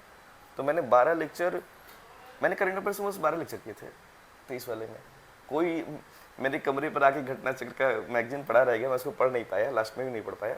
मैंने बस 12 लेक्चर पढ़े, कुछ 20-25 पेज का मैंने हैंड रिटन नोट्स बनाया कि उसमें से, अच्छा मैंने बहुत क्रिस्प करके बनाया, लंबे लंबे सेंटेंस को बहुत छोटा करके लिख लेता था। तो कुल मिला के 15-20 पेज का 20-25 पेज का मैंने नोट्स बना करंट अफेयर्स का, और साल 29 क्वेश्चन आए थे करंट अफेयर्स से, मेरे 26 ही थे। 26 आई थे उसी 12 लेक्चर से सिर्फ। अब वो काम नहीं कर रहा है हालांकि फिर भी। हाँ, तो अभी क्या जो सिचुएशन है प्रीलिम्स पे अगर बात करें, तो प्रीलिम्स का सबसे पहला काम है कि आप बेसिक किताबें पढ़ें। किताबें क्या पढ़ना चाहिए, लिस्ट बताते चलिए। लिस्ट आप प्रीलिम्स के सबसे पहले लिस्ट में आपका आता है कि आप प्रीलिम्स मेंस की इंटीग्रेटेड स्टडी बताइए, कोई दिक्कत नहीं, क्योंकि मेंस प्रीलिम्स बता रहा हूँ, डोंट वरी। प्रीलिम्स में आप पहला काम तो ये करें कि जैसे लक्ष्मीकांत पढ़ें, लक्ष्मीकांत तो पढ़ना ही, ये तो मतलब ये तो कौन नहीं बताएगा। और इसके बाद स्पेक्ट्रम पढ़ें। स्पेक्ट्रम, हालांकि मैं स्पेक्ट्रम अब नहीं पढ़ता, चलिए मैं टू बी फेयर, मैं स्पेक्ट्रम अब नहीं पढ़ता। स्पेक्ट्रम मुझे बहुत बोझिल लगने लगी है। स्पेक्ट्रम मुझे याद करना थोड़ा डिफिकल्ट काम हो गया है। क्या याद करते थे आप? उसमें फैक्ट एक दो जैसे मार्केट में कुछ अवेलेबल है जो स्पेक्ट्रम का ही समराइज करके वे में फैक्चुअली ज़्यादा दिया हुआ है। हालांकि कुछ लोग उसमें वो क्या बोलते हैं, टिक करके हाईलाइट करके काम चला लेते हैं, वो भी एक अच्छा वे है। आप स्पेक्ट्रम पढ़ सकते हैं, बट सकते आप उसमें हाईलाइट करके रखें, क्योंकि कौन से फैक्ट्स आपको याद करने हैं। तो जब एक बार मान लीजिए आपने पूरा पढ़ लिया, दोबारा पढ़ना है, तिबारा पढ़ना, पूरा पढ़ लिया, बट विद द टाइम आपको अपने आप को थोड़ा सा क्रिस्प रखना पड़ेगा। बट मेरे साथ क्या है कि जब मुझे दिखता है कि सामने आ रहा है तो मैं छोड़ नहीं पाता, मुझे पढ़ना ही पड़ता है। एंशिएंट मिडिवल का, और एंशिएंट मेडिवल में मैं जो पढ़ता रहा हूँ, लूसेंट में ज़्यादा पढ़ता रहा हूँ। मैं यहाँ तक कि मैं आईएएस में उसमें से 5 सवाल 23 और 24 में आए थे, तो लूसेंट पे मैं ज़्यादा फोकस करता हूँ एंशिएंट और मेडिवल के लिए। ज्योग्राफी के लिए, ज्योग्राफी के लिए, फिजिकल ज्योग्राफी के लिए तो एनसीईआरटी पढ़नी चाहिए। इंडियन ज्योग्राफी के लिए भी एनसीईआरटी पढ़नी चाहिए, मैं पढ़ता रहा हूँ। बट कई बार क्या होता है कि ये मैथ्स बर्नवाल आती है फैक्चुअल से, maths Barnwal is nice enough, good enough. अगर आप एनसीईआरटी नहीं भी पढ़ पा रहे हैं तो कई बार मैथ्स बर्नवाल मैपिंग से भी बहुत सवाल पूछे जाते हैं, बोलते हैं कि प्रीलिम्स मैपिंग से, चूंकि परिहार सर की जब क्लास चल रही थी, तो परिहार सर क्लास में मैपिंग था, बट उस समय मैंने अपना मीडियम चेंज करने का दुस्साहसी निर्णय ले लिया था। तो मैंने ये भी निर्णय लिया था कि अब मैं हिंदी माध्यम की कोई क्लास नहीं करूँगा। हालांकि ये नादानी थी, इससे नादान मतलब हाँ ये थोड़ा सा मेच्योरिटी था। तो मैंने बाद में खैर सुदर्शन गुर्जर से मैंने क्लास किया था। साइंस टेक के लिए, साइंस टेक पीसीएस में प्रीलिम्स में साइंस एंड टेक नहीं आता, पहला सवाल, पहला वो। दूसरा साइंस ज़्यादा पूछते रहे। तो 2022 का जब अटेम्प्ट दिया था तो मैंने साइंस पढ़ा ही नहीं था, मैं ऐसे चला गया था। 23 में मैंने घटना चक्र देखा था। घटना चक्र के साथ, बट घटना चक्र पढ़िए, लेकिन घटना चक्र के साथ लूसेंट साइंस में आप नहीं छोड़ सकते। और अच्छा लूसेंट का भी जो साइंस है उसको पढ़ने के लिए ना, वो मतलब आप सोचेंगे कि लास्ट के 15 दिन में आप याद कर लेंगे सारी चीजें, नहीं होता है वैसे। जैसे आप केमिस्ट्री पढ़े कि फिजिक्स ज्यादा पढ़े कि बायो का पोर्शन? उसमें सब कुछ पढ़िए। इस बार का पेपर मेरा साइंस की वजह से गड़बड़ हुआ, क्योंकि मैंने केमिस्ट्री फिजिक्स नहीं किया था, और ऐसे सवाल आए थे कि लग रहा था कि यही आंसर है, और मतलब ऐसे करके 4-5 सवाल, एक अगर बड़ा सेक्शन था जहाँ से मेरी गलतियाँ हुई तो वो साइंस था। तो साइंस को आप हल्के में नहीं ले सकते। मतलब after seeing PCS paper of 2025, तो मतलब व्हाट आई थॉट कि ये एक स्ट्रेटजी है जो प्रीलिम्स के बारे में विनीत सर कहते हैं, मतलब मुझे हमेशा कहते रहे कि आप कभी भी किसी भी सेगमेंट को आप एग्जाम हॉल में छोड़ के नहीं जा सकते। अगर आप छोड़ के जाएंगे तो आप अपने सिलेक्शन की संभावनाओं को कम कर रहे हैं। तो जब भी आप तैयारी करें तो पहला जो नियम है प्रीलिम्स की तैयारी का, कॉम्प्रिहेंसिव तैयारी करें, हर एक सेक्शन की, हर एक सेगमेंट की, हर एक क्वेश्चन की। कुछ लोग कहते हैं कि मुझे याद नहीं होता, तो याद नहीं होता तो मत करो एग्जाम भाई। अच्छा, एनवायरनमेंट कहाँ से कवर करें? एनवायरनमेंट पीसेस के लिए फिर आप जैसे कोई एक टेक्स्ट ले सकते हैं, बट आप पीसेस दे रहे हैं तो खैर मैं तो घटना चक्र पढ़ लेता हूँ, घटना चक्र मोर देन सफिशिएंट होता है। फिर भी एक आध टेक्स्ट बुक देख लेनी चाहिए। करंट अफेयर्स और न्यूज़पेपर का कितना बड़ा रोल रहा है? वो पढ़ते थे करंट अफेयर्स, कहाँ से कवर करते थे? 2023 तक मैं हिंदू पढ़ा हूँ। 23 के बाद से मेरा हिंदू छूट जाता है। कैसे छूटता है? जब मेरे सर पर एग्जाम आता है तो मैं अक्सर स्टैटिक के पास भागता हूँ। अब बहुत जोर से मुझे स्टैटिक याद आती है कि मुझे ये पढ़ना है, क्वेश्चंस लगाने, तो हिंदू मुझसे छूट जाता है। तो मैंने आईएएस का भी जो मेंस लिखा था, मैंने मेंस 365 के दम पर लिखा था, और मैं मंथली मैगजीन भी नहीं कर पाता। मैं पीटी 365 और मेंस 365 के दम पर तैयारी करता रहा हूँ। पर मेंस में जब जैसे इस बार अब जब नोट्स बना रहा था तो कई बार मैं मैगजीन्स को एज अ सोर्स कुछ चीज़ों के लिए मैं यूज़ करता रहा हूँ। मेनली मैं मैगजीन फोकस्ड आदमी ही रहा हूँ। तो मंथली नहीं, मतलब मैं नहीं पढ़ पाता। जब आता मैं तो वही मैं खरीद के ले जाऊँगा, मैं मेरे कमरे पड़े पड़े उसमें धूल लग जाएगा, मैं मुझे याद नहीं आएगा। मंथली में मुझे लगता है कि मैं इसे पढ़ूंगा, एक दिन 20 पढ़ूंगा, एक दिन 25 पढ़ूंगा, और क्या होता है फैक्चुअल तो मुझे बोर करता है एकदम से। जैसे पीसीएस में जो टाइम मैनेजमेंट होता है, क्योंकि पेपर बहुत लेंदी आता है, कितना सवाल अटेम्प्ट करें और आपसे क्या गलती हुई है 25 में 23 में, मतलब गलती नहीं, मतलब कैसे उसका टाइम मैनेजमेंट कैसे करें, गलती हुआ था। 24 में कैसे निकला, 25 में कैसे नहीं निकला, तो टाइम मैनेजमेंट का कितना बड़ा? 23, 24, 25 3 साल मैंने एग्जाम दिया। 23 में पेपर मेरा टाइम हमेशा मुझे बचता रहा है। कितना सवाल अटेम्प्ट करते थे? 23 मैंने, अच्छा मेरा पहले कोई नियम नहीं था कि मैं सवाल कितने अटेम्प्ट करूंगा।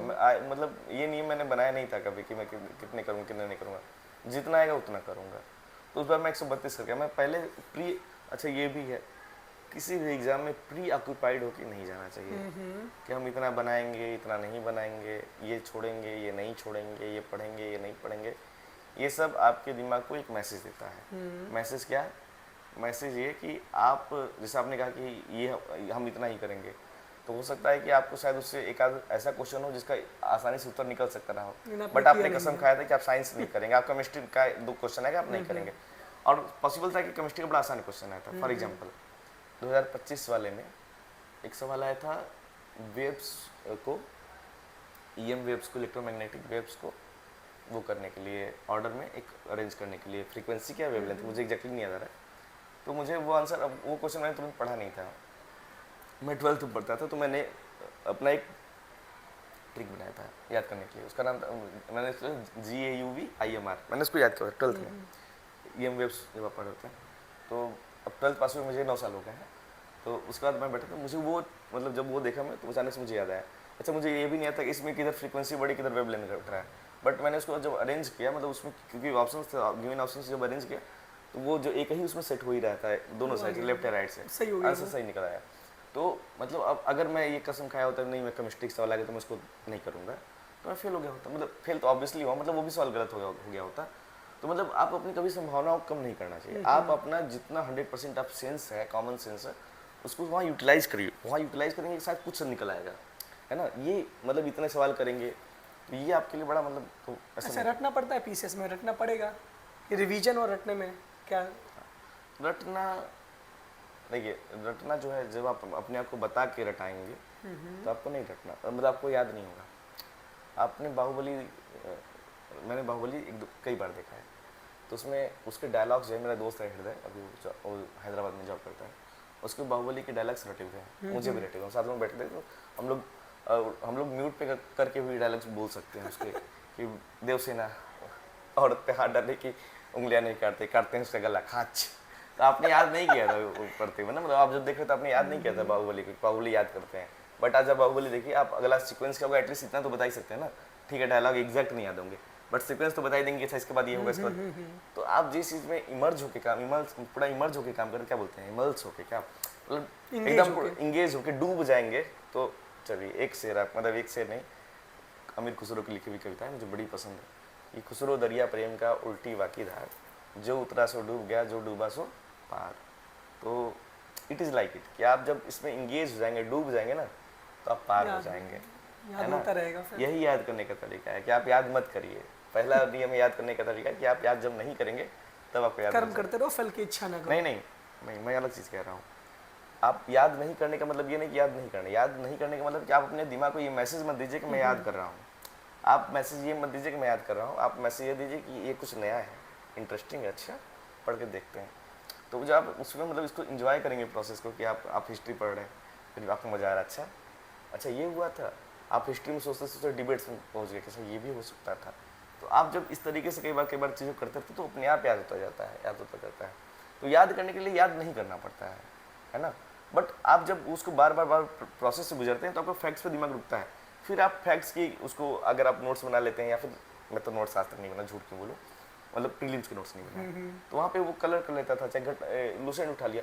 तो क्योंकि आपकी वो एक मेमोरी में वो फैक्ट्स ऑलरेडी बैठे होते हैं, पढ़ते उसको गुजरते तो तो आप जितना बार रिवाइज करोगे उतनी बार आप उससे गुजर रहे हो, और जितनी बार गुजर रहे हो उतनी बार आपके दिमाग में सेट हो रहा है। तो फिर आप जब वो उन फैक्ट्स को अलग से देखते हो तो वो फैक्ट्स रुकते हैं कि अच्छा अब रुक जाएगा। आपको पहली बार जब मैंने बताया तो मैंने अप्रैल में घटना चक्र पढ़ा था, क्या बोलते हैं उसका साइंस का, और एक ही बार पढ़ा था। अब एक बार में याद तो होगा नहीं, बट जब एग्जाम हाल में था मैं बैठा हुआ सब क्लिक कर रहा तो था। वो मुझे थोड़ा सा याद आ रहा है, अच्छा ये है। अच्छा चलिए एक 2023 से एक फैक्ट और याद आ रहा है। सर ने बोला उस सुपर 50 में क्लास चलते हुए कि आप लोग जो है इंटरनेशनल रिलेशंस में जो इंपॉर्टेंट प्लेसेस हैं उनकी लिस्टिंग कर लीजिए, आप लोग को काम आएगी। तो उसमें अभी भी चल ही रहा है रशिया यूक्रेन वार। तो यूक्रेन का मैंने ज्योग्राफी थोड़ा सा कुछ फैक्ट्स वहाँ से नोट किए, और कहाँ नोट किया, किस नोट्स में किया, वो नोट्स भी भूल गया। मैंने दोबारा उसको खोला नहीं, एक बार कर लिया था और आईएएस के लिए किया था, लेकिन मैं तो अपने आप को बहुत मतलब क्या था, सुलझी हुई तैयारी नहीं थी, काफ़ी उलझा हुआ था। तो कहीं लिख के रख दिया, एक कॉपी किसी रफ में लिखा हुआ था, और वो सवाल आईएएस में नहीं पीसेस में आ गया। और एक ही बार लिखा हुआ था, 2 बार नहीं, उसको देखा भी नहीं था, याद आ गया, लिख दिया, सही हो गया।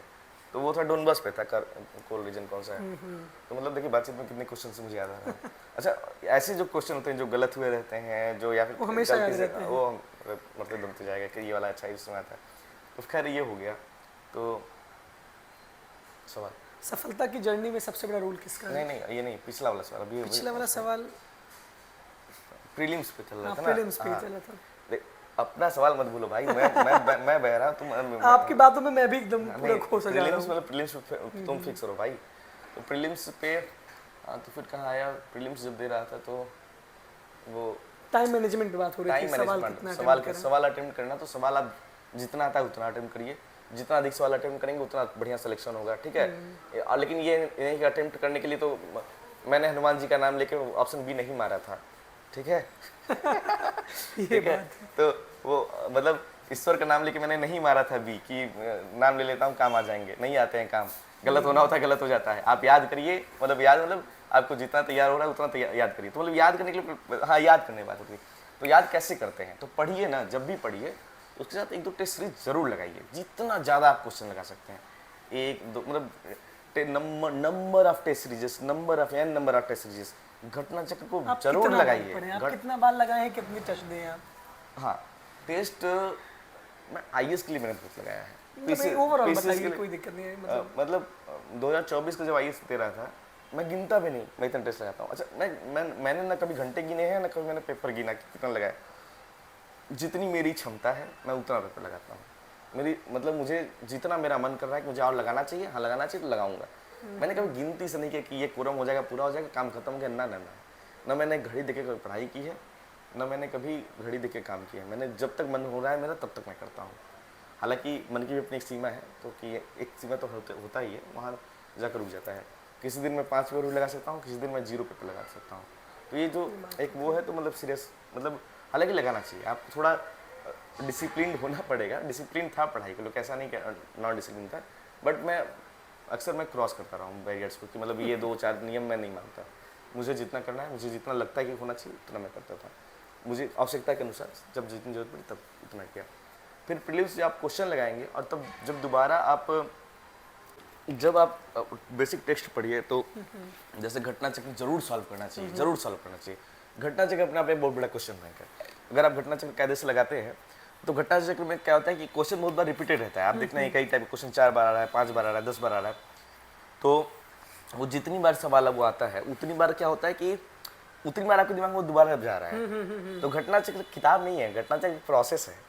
जब घटना चक्र में आप उस प्रोसेस में फिर इंडल्ज करें, एक ही साल फिर आया, फिर आया, फिर आया, तो इतनी बार जब आता है वो प्रोसेस में जब आप है तो आप उसको कई बार बोरियत लगता है, बट आप जब अपने से जैसे एक बार याद होगा, अच्छा आपने एक बार देखा तो आपने सॉल्व करके छोड़ दिया, आपने सॉल्यूशन नहीं पढ़ा, बट आप जितनी बार आपने उतनी बार आपको ब्रेन को मैसेज आ रहा है कि याद करो इस सवाल को। तो फिर ये मतलब जो रटने वाला प्रोसेस है ना, घटना चक्र अगर आप लगा रहे हैं तो बड़ा ईजी हो जाता है, बहुत मतलब फ्लो लाइक हो जाता है कि आप बह रहे हैं, बहुत आपको बोझिल भी नहीं लग रहा है। बट घटना चक्र को एक दिन में 100 पेज से पढ़ना, अधिक पढ़ना एक चैलेंज है। मैं 100 पेज एक रीडिंग में, अगर आप एक रीडिंग सुबह बैठे हुए हैं तो 4-5 घंटे 6 घंटे पढ़े 100 पेज आप पहुंच गए अगर। अच्छा वो भी मैं मतलब अभी क्योंकि मैं कई बार पढ़ चुका तब मैं कह रहा हूँ, मतलब शुरुआत में ऐसा नहीं था। शुरुआत में 30-40 पेज भी एक बार, मतलब वो कैपेसिटी भी बदलती जाती है। तो आप जब जितनी बार उससे इमर्ज मतलब उसमें घुसते हैं, उसमें से निकलते हैं, उतना ही आपको इम्प्रूव होता जाता है, बेटर होता जाता है।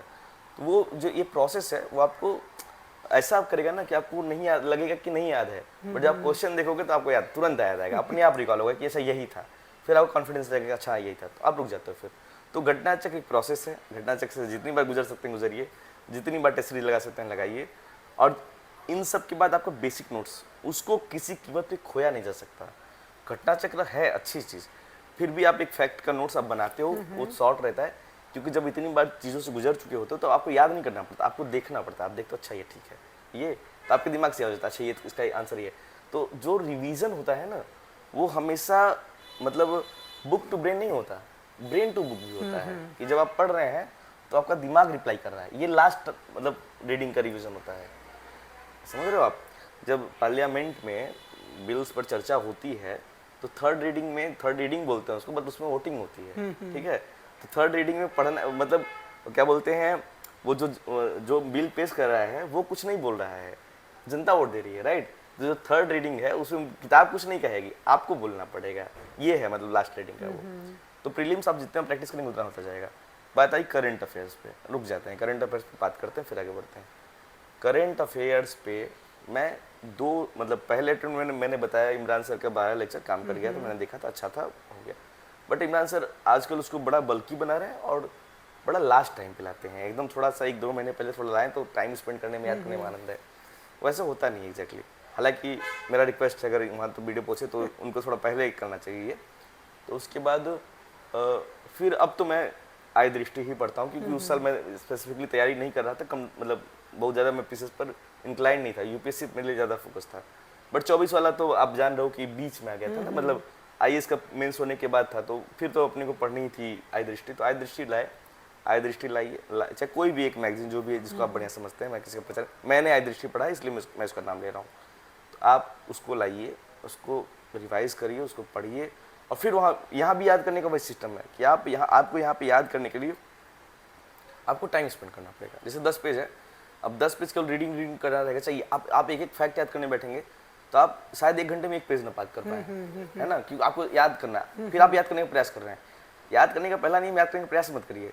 आप पढ़े, आपने पढ़ना शुरू किया, आप एक कोई टॉपिक है, आप 10 पेज है 20 पेज मतलब उसमें अलग अलग चैप्टर्स होते हैं, तो आपने एक चैप्टर को आज टारगेट किया कैसे इसको खत्म करना है, तो आपने शुरू किया, 2 घंटे लगा 3 घंटे लगा, पढ़ के आपने रख दिया। फिर अगले दिन शुरू किया, फिर दूसरा चैप्टर पढ़ा, फिर दूसरा चैप्टर, तो एक चैप्टर को आप 2-2 घंटे 3-3 घंटे दे रहे हो, आराम से दे रहे हो, और जो 2-2 3-3 घंटे में उसमें एक बार पढ़ लिए, पढ़ रहे हो, केवल पढ़ रहे हो, याद करने का प्रयास नहीं, आप पढ़ रहे हो, फिर पढ़ा, दोबारा पढ़ा, तिबारा पढ़ा, 4 बार पढ़ा, 5 बार। एक टाइम ऐसा आएगा जब आपके दिमाग से वो फिर अपने आप क्लिक होगा, अपने आप क्लिक होगा वो, लाइक मतलब फिर आपको याद होने लगेगा। थोड़ा तो कठिन तो होता है क्योंकि उसमें नीरा भाषा तो होती नहीं है, केवल फैक्ट उतनी भाषा नहीं होती, तो भाषा नहीं होती तो थोड़ा याद करना मुश्किल होता है बशर्ते, बट फिर भी आपको थोड़ा सा करना पड़ेगा। तो वो जो 200-250 पेज होते हैं उसको दम लगा के पढ़िए, दम लगा के याद करिए, जितना कर सकते हैं करिए, अधिक से अधिक करंट अफेयर्स को सही करने का प्रयास करना चाहिए। इसके बाद प्रीलिम्स 2024 का अनप्रेडिक्टेबल हो गया था, बट चूंकि मैंने यूपीएससी एक बार मेंस लिखा हुआ था तो मेरे लिए उतना अनप्रेडिक्टेबल नहीं होता, नॉर्मल था, लैंग्वेज बल्कि पेपर था। उस 2024 का प्रीलिम्स पहला प्रीलिम्स था जिसमें मैंने 2 घंटे पूरा टाइम को पेपर में पढ़ने में लिया है। अदरवाइज मुझे कभी भी यूपीएससी का 3 दिया, पीसीएस का 4 हो गया, उसको छोड़ के 1.5 घंटे में पेपर ख़त्म कर लेता था और पढ़ के, और उसमें निकला भी, ऐसा नहीं कि मतलब मैं जब 2023 वाला निकला था उसमें मैं आधा घंटा बैठ के मैं घड़ी, आधा घंटा 35 मिनट में घड़ी दिखाऊँ। अब लोगों को टाइम कम पड़ता है, मुझे नहीं पड़ता, प्रैक्टिस हमने बहुत किया है ना, इतना पेपर सॉल्व करो तो अब याद भी नहीं कितने नंबर, कभी घड़ी देख के सॉल्व नहीं किया, तो जितना सॉल्व कर सकते कि, तो आप जितना सॉल्व करते हो उतना तेज़ी से चीज़ें रिकॉल होती रहती हैं, उतना तेज़ी से आपका पेपर सॉल्व होता चला जाता है। फिर आता है 2025 का अटेम्प्ट, इसमें मुझसे क्या गलतियाँ हुई वो भी आप सुन लीजिए, ताकि आपके लिए इसको मतलब एक लर्निंग है, मतलब ये भी एक वो है कि मैं पिछले बार सेलेक्ट हुआ हूँ, अच्छे पद पर चयनित हुआ हूँ, पर इसके बाद भी प्रीलिम्स नहीं होता है, तो आप जो है हनुमान जी नहीं बचाते हैं, आपका नहीं होना हो तो नहीं ही होगा, ठीक है। मतलब आस्था और अंधविश्वास दोनों में फर्क है, उन दोनों में फ़र्क करना चाहिए, आना चाहिए। आस्था क्या है? आस्था यह है कि मैं काम कर रहा हूँ, मैं अपनी पूरी जिम्मेदारी के साथ कार्य कर रहा हूँ तो यह काम संपन्न होगा। अंधविश्वास क्या है कि मैं करूँ न करूँ ईश्वर बचाएंगे। ईश्वर बचाएगा। वो नहीं बचाएगा ब्रो, वो कहेगा जाओ अपने कर्म अपना देखो। आस्था आपको ऊर्जा देती है, अंधविश्वास आपको एक डिल्यूजनल भरोसा देता है कि आप कर लेंगे, कि इस आप नहीं करेंगे, आप नहीं कर, ईश्वर करेगा, वो वही बचाएगा क्योंकि ऐसा ऐसा है, मैं ये कर लेता हूँ। आस्था आपको भरोसा देती है। 2020 में एक लोग थे, नाम नहीं लूँगा, उन्होंने मेरा ज़बरदस्ती मुझे बुलाया हाथ देखने के लिए। तो उन्होंने मुझे कहा था तुम जिसे तैयारी कर रहे हो वो तुम्हारा नहीं होगा। अरे ये था क्या ऐसे? उन्होंने कहा था, मुझे याद है। तो मैं उन पर हंसा। तो मैं क्यों हंसा? वो 12th में मेरा हाथ देखे थे तो बोले थे तुम 60% से ज़्यादा नहीं पाओगे। मेरा उस पर 90% था। पहले ही गलत साबित हो ठीक गया है। वो। तो मैं उन पर हंसा कि मैं कहा ये जो मना करते हैं वो पक्का होता है, तो वो हो ही जाएगा। बात की बात आती है तो प्रीलिम्स आप प्रैक्टिस करो, रिवाइज करो, लर्न करो, उसको सॉल्व करो, ठीक है। ये बात अब मेंस पे बात करते हैं, राइट। तो मेंस क्या है? पहला सवाल यही है, मेंस क्या है? मेंस आपका सब्जेक्टिव एवल्यूशन कर रहा है। सब्जेक्टिव एवल्यूशन क्या? आपसे एक क्वेश्चन पूछा जा रहा है, उसमें आपको आंसर देना है अपनी ओर से। तो मेंस, जैसे मैं बात कर रहा हूँ, आप मेरी बात को सुन रहे हैं सब लोग, तो इसमें कई बार जैसे चीज़ें उलझ रही, क्योंकि मैं बहुत क्लियरिटी पे नहीं हूँ अभी भी, मतलब बहुत सारी चीज़ें लंबी बातें कर रहा हूँ, बट आज लंबी बातों का समय भी है, तो थोड़ा हो जाए तो क्लियरिटी पहुँच जाए। एक ही बार में सब सारी चीजें हाँ, क्लियर हो सिमट जाए जाए। बच्चों को। वो रील्स नहीं, लंबा थोड़ी बात करते हैं बट अच्छी बात करते हैं। तो लेकिन मेंस में आपको लिमिटेड वर्ड्स हैं, ठीक है। यहाँ हम बात कर रहे हैं, इनफॉर्मल भी है बातचीत, तो दोस्त हो तुम, इसलिए मैं इस पर बात कर रहा हूँ। तो एक नॉर्मल इनफॉर्मल बातचीत है, बट ये बातचीत क्या 3 घंटे की बातचीत क्या मुझे कोई नीचे न कराएगा? नहीं करे, बिल्कुल नहीं, नहीं। उनको तो सिर्फ व्यू चाहिए। राइट, उनके लिए वो रोने वाला वीडियो चाहिए ना, तो वो चल रहा है बाजार में। तो वो मीन्स मोर और लेस आपसे एक लिमिटेड टाइम की ही बात है, आपके पास लिमिटेड वर्ड्स है, लिमिटेड वर्ड्स में आपको बहुत कुछ बताना है। तो जब आप उसको बताते हैं,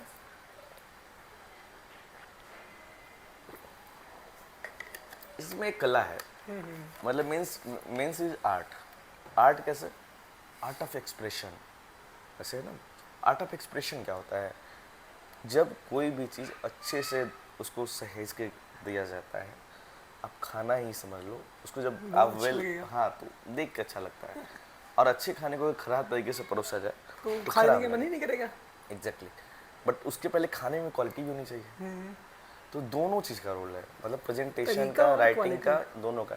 प्रेजेंटेशन में मैं उतना परफेक्ट नहीं था, बट क्वालिटी में मेरी क्वालिटी ठीक क्वालिटीज़ के आंसर लिखने लगा था, ऐसा लोग कहते हैं, सर लोग कहते हैं। मैं भी, और मैं चयन हुआ है तो मतलब रहा होगा कुछ, अब सही होगा जो है। थोड़ा कुछ कमियां रही होंगी, तब शायद कुछ कमियां ना रही होती, शायद और अच्छा पद होता है, बट फिर भी ठीक है जो है अच्छा है। तो mains is about your understanding. Prelims में क्या है कि जैसे अब मान लीजिए कि एक सवाल आया 2023 के, कुछ सवाल और याद कर रहा हूँ, ये एक्सीडेंट वाले सवाल हैं, कैसे एक्सीडेंट होता है सवालों का, एक संशोधन और कर दूंगा लगे हाथ। तो 2023 वाले में क्या हुआ कि जब मैं प्रीलिम्स देने जा रहा था तो बस में मैंने, उस समय दृष्टि के लास्ट में 5 वीडियो आया करते थे टॉपिक वाइज करके, शुरू अभी तो मंथली लाने लगे वो, अब वो मैं देख भी नहीं पाता उतना लंबा।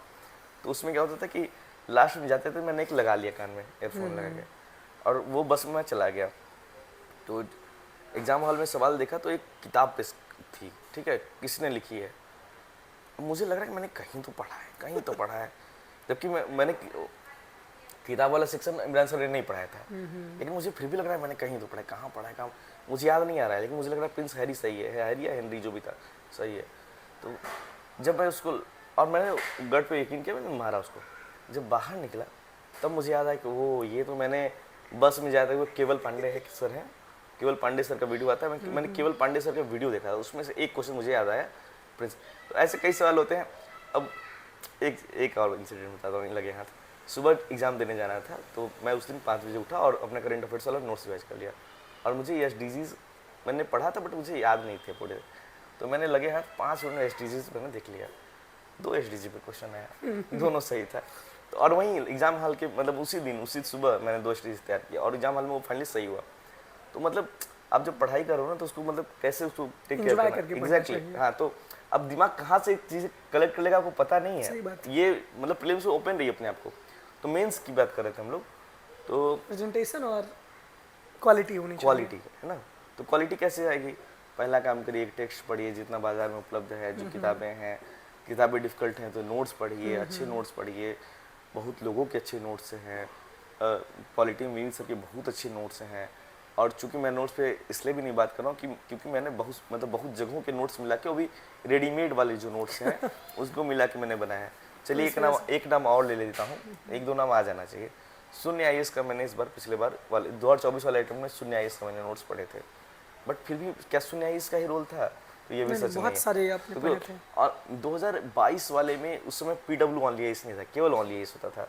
तो 2022 के मेंस के लिए उन्होंने एक सीरीज लाई थी, पहली बार ये जो प्रहार उड़ान है वो वहीं आया था। तो प्रहार पहले, आज भी मेरे पास एथिक्स की वही प्रहार पड़ी हुई है वो। और एक बात मैं और बोलता हूँ, चलिए सुनिए, विजन का जो नोट्स था बड़ा वाला, क्योंकि मैंने विजन पूरा पढ़ा हुआ है, उसके बाद मैंने प्रहार उठाया, तो प्रहार का 95% कंटेंट विजन का शॉर्ट नोट्स था, वो 150 पेज का था। तो विजन 300-400 पेज 500 पेज का था, तो 500 प्रहार कम में था। वो वाला अभी के मैं बात नहीं कर रहा हूँ, मेरे पास जो है मैं उसकी बात कर रहा हूँ। मैंने चूंकि मैंने पढ़ा हुआ इसलिए मैं पूरे मतलब प्रूफ के साथ बात कर रहा हूँ। तो पता नहीं लोग कैसे देखेंगे इसको, बट मैं जो बोल रहा हूँ सही सच ही बोल रहा हूँ। तो फिर उसके बाद क्या हुआ कि बट ये था कि वो शॉर्ट था तो पढ़ने में बड़ा मतलब अच्छा था, क्योंकि 500 पेज की जगह 150 पेज के आसपास वो था।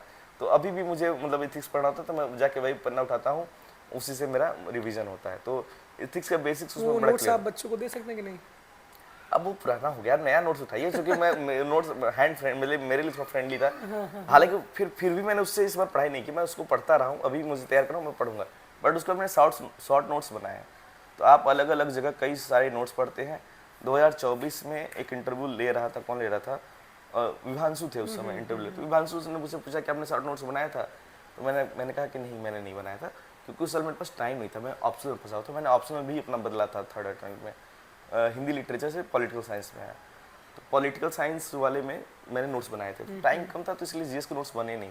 पेपर 5 और 6 यूपी में आ रहा हूँ। तो पेपर 5 और 6 पे मैं अलग से बात करूंगा। मुझे लगता है मेरे उसमें बहुत मतलब मेरा पेपर बहुत बढ़िया गया था। अभी मार्कशीट आनी है, देखते हैं क्या होता है वहाँ पे, बट मैं बताता हूँ आपको। तो हुआ यूँ कि तो जैसे 2, 3, 4 है, तो वहाँ पे अलग अलग जगहों से कई सारे नोट्स मिला है, क्योंकि क्लास मैंने इंग्लिश में किया नहीं था। फिर सारे नोट्स खुद से बनाना, शॉर्ट नोट्स खुद से बनाना।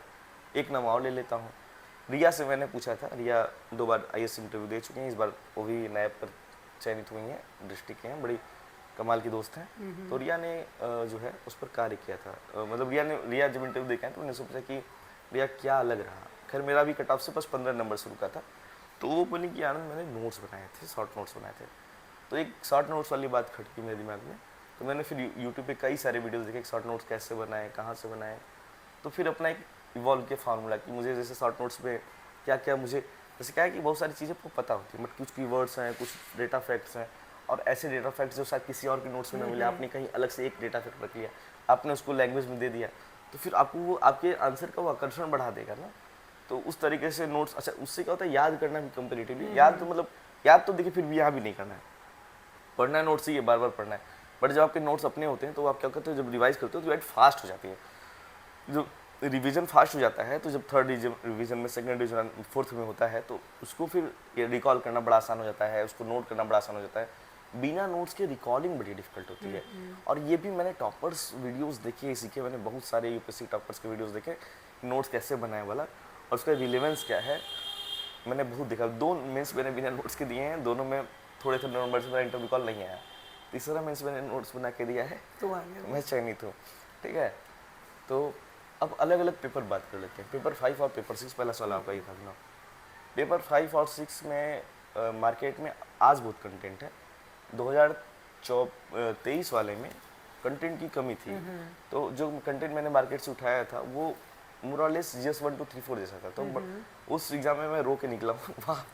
वहाँ भी मैं रोया था, पेपर 6 लिखते हुए भी मैं रोया था। क्यों रोया था, इतना डिफिकल्ट पेपर मैंने अपने जीवन में, मतलब उसमें मुझे कुछ नहीं आ रहा था, वैसा पेपर मैंने अपने जीवन में नहीं दिया है। और मुझे एग्जाम हॉल में रोना आ रहा था, बट मैं रोया नहीं, मैंने 1-2 आंसू गिर गए, बट मैंने उसको पूरा कंप्लीट किया, जो भी आ रहा था, जैसे आ रहा था। पहले से पता था कि नहीं निकले, मतलब बहुत टफ पेपर लिख के ही निकला, तो मैं एकदम मतलब मुझे लगभग यकीन था कि सिलेक्शन तो नहीं होगा, पता नहीं इंटरव्यू का अगर आयोग की दया रही तो आ जाएगा, बट आया नहीं। तो फिर इसके बाद क्या हुआ कि वो नहीं हुआ। फिर उसके बाद क्या हुआ कि 5 और 6 अभी कैसे किया। मतलब क्या तो बुक है क्या? तब मैंने घटना चक्र देखा, तो घटना चक्र मेरे लिए बड़ा मतलब घटना चक्र को मैंने जब देखा तो घटना चक्र में कुछ चीज़ें ऐसी थी जो किसी नोट्स में नहीं थी बट घटना चक्र में थी और एग्जाम में पूछी गई थी। तो घटना चक्र के यूपी को अंडरस्टैंडिंग की जो क्रेडिबिलिटी है वो बहुत अच्छी है। मतलब मुझे घटना चक्र वाले ने पैसा नहीं दिया है, सही बात। ठीक है। किसी को नहीं देते, सब बच्चे बोलते हैं लेकिन नहीं नहीं मुझे नहीं, मैं उनको जानता भी नहीं, मेरा उनसे कोई संपर्क नहीं है, ना मैं उनसे संपर्क मतलब मैं नहीं करने जा रहा। तो मैं जो कि चूंकि मैंने यूज़ किया तो मैं बता रहा हूँ, अभी भी घटना चक्र की क्रेडिबिलिटी यूपी को समझने में बहुत अच्छी है। बहुत अच्छे हैं। पर दृष्टि का भी 5 और 6 का कंटेंट अच्छा है, धी IAS का भी कंटेंट 5 और 6 का बहुत अच्छा है, और भी कोचिंगों का अच्छा हो सकता है पर मैंने वो देखा नहीं है। मैंने घटना चक्र देखा है, दृष्टि देखा है और ध्येय देखा है, पर मैंने फॉलो एक को किया है, वह है घटना चक्र। होता क्या है कि यूपी को लेके अच्छा यूपी पे जो क्वेश्चन आएंगे, जब मेरा 2023 में जो मेरी अंडरस्टैंडिंग थी, उनका सवाल ये नहीं होगा कि यूपी में क्या समस्या है, शायद हो भी सकता है बट क्योंकि वो यूपी स्पेशल है, ठीक है। तो यूपी की समस्या आप गरीबी बेरोजगारी बता के नहीं बच सकते जब तक यूपी रिलेटेड डेटा फैक्ट आपके पास ना हो। और ज़्यादा जो मुझे लगता है क्योंकि ये पेपर में स्पेशल वर्ड है, स्पेशल मतलब 1 2 3 4 में 2023 में यूपी से जुड़े हुए सवाल आए थे। 2 पेपर सेकंड पेपर में 2 सवाल आए थे, यूपी लिख के आया था, ठीक है। बट तो मतलब सिलेबस तो सेम ही है। अब ऐसा यूपी में क्या अलग है जो इंडिया के सिलेबस में नहीं है? अगर आप इंडिया का सोशल इशू लिख रहे हैं तो क्या उस यूपी उससे एक्सक्लूडेड है क्या? नहीं है ना, वहाँ है 2 3 4 में, बट फिर भी 5 और 6 है। तो मतलब 5 और 6 में कुछ तो अलग आना चाहिए। वहाँ पे रोल आता है सरकार की पॉलिसीज का, स्कीम्स का, उनके इवैल्यूएशन का।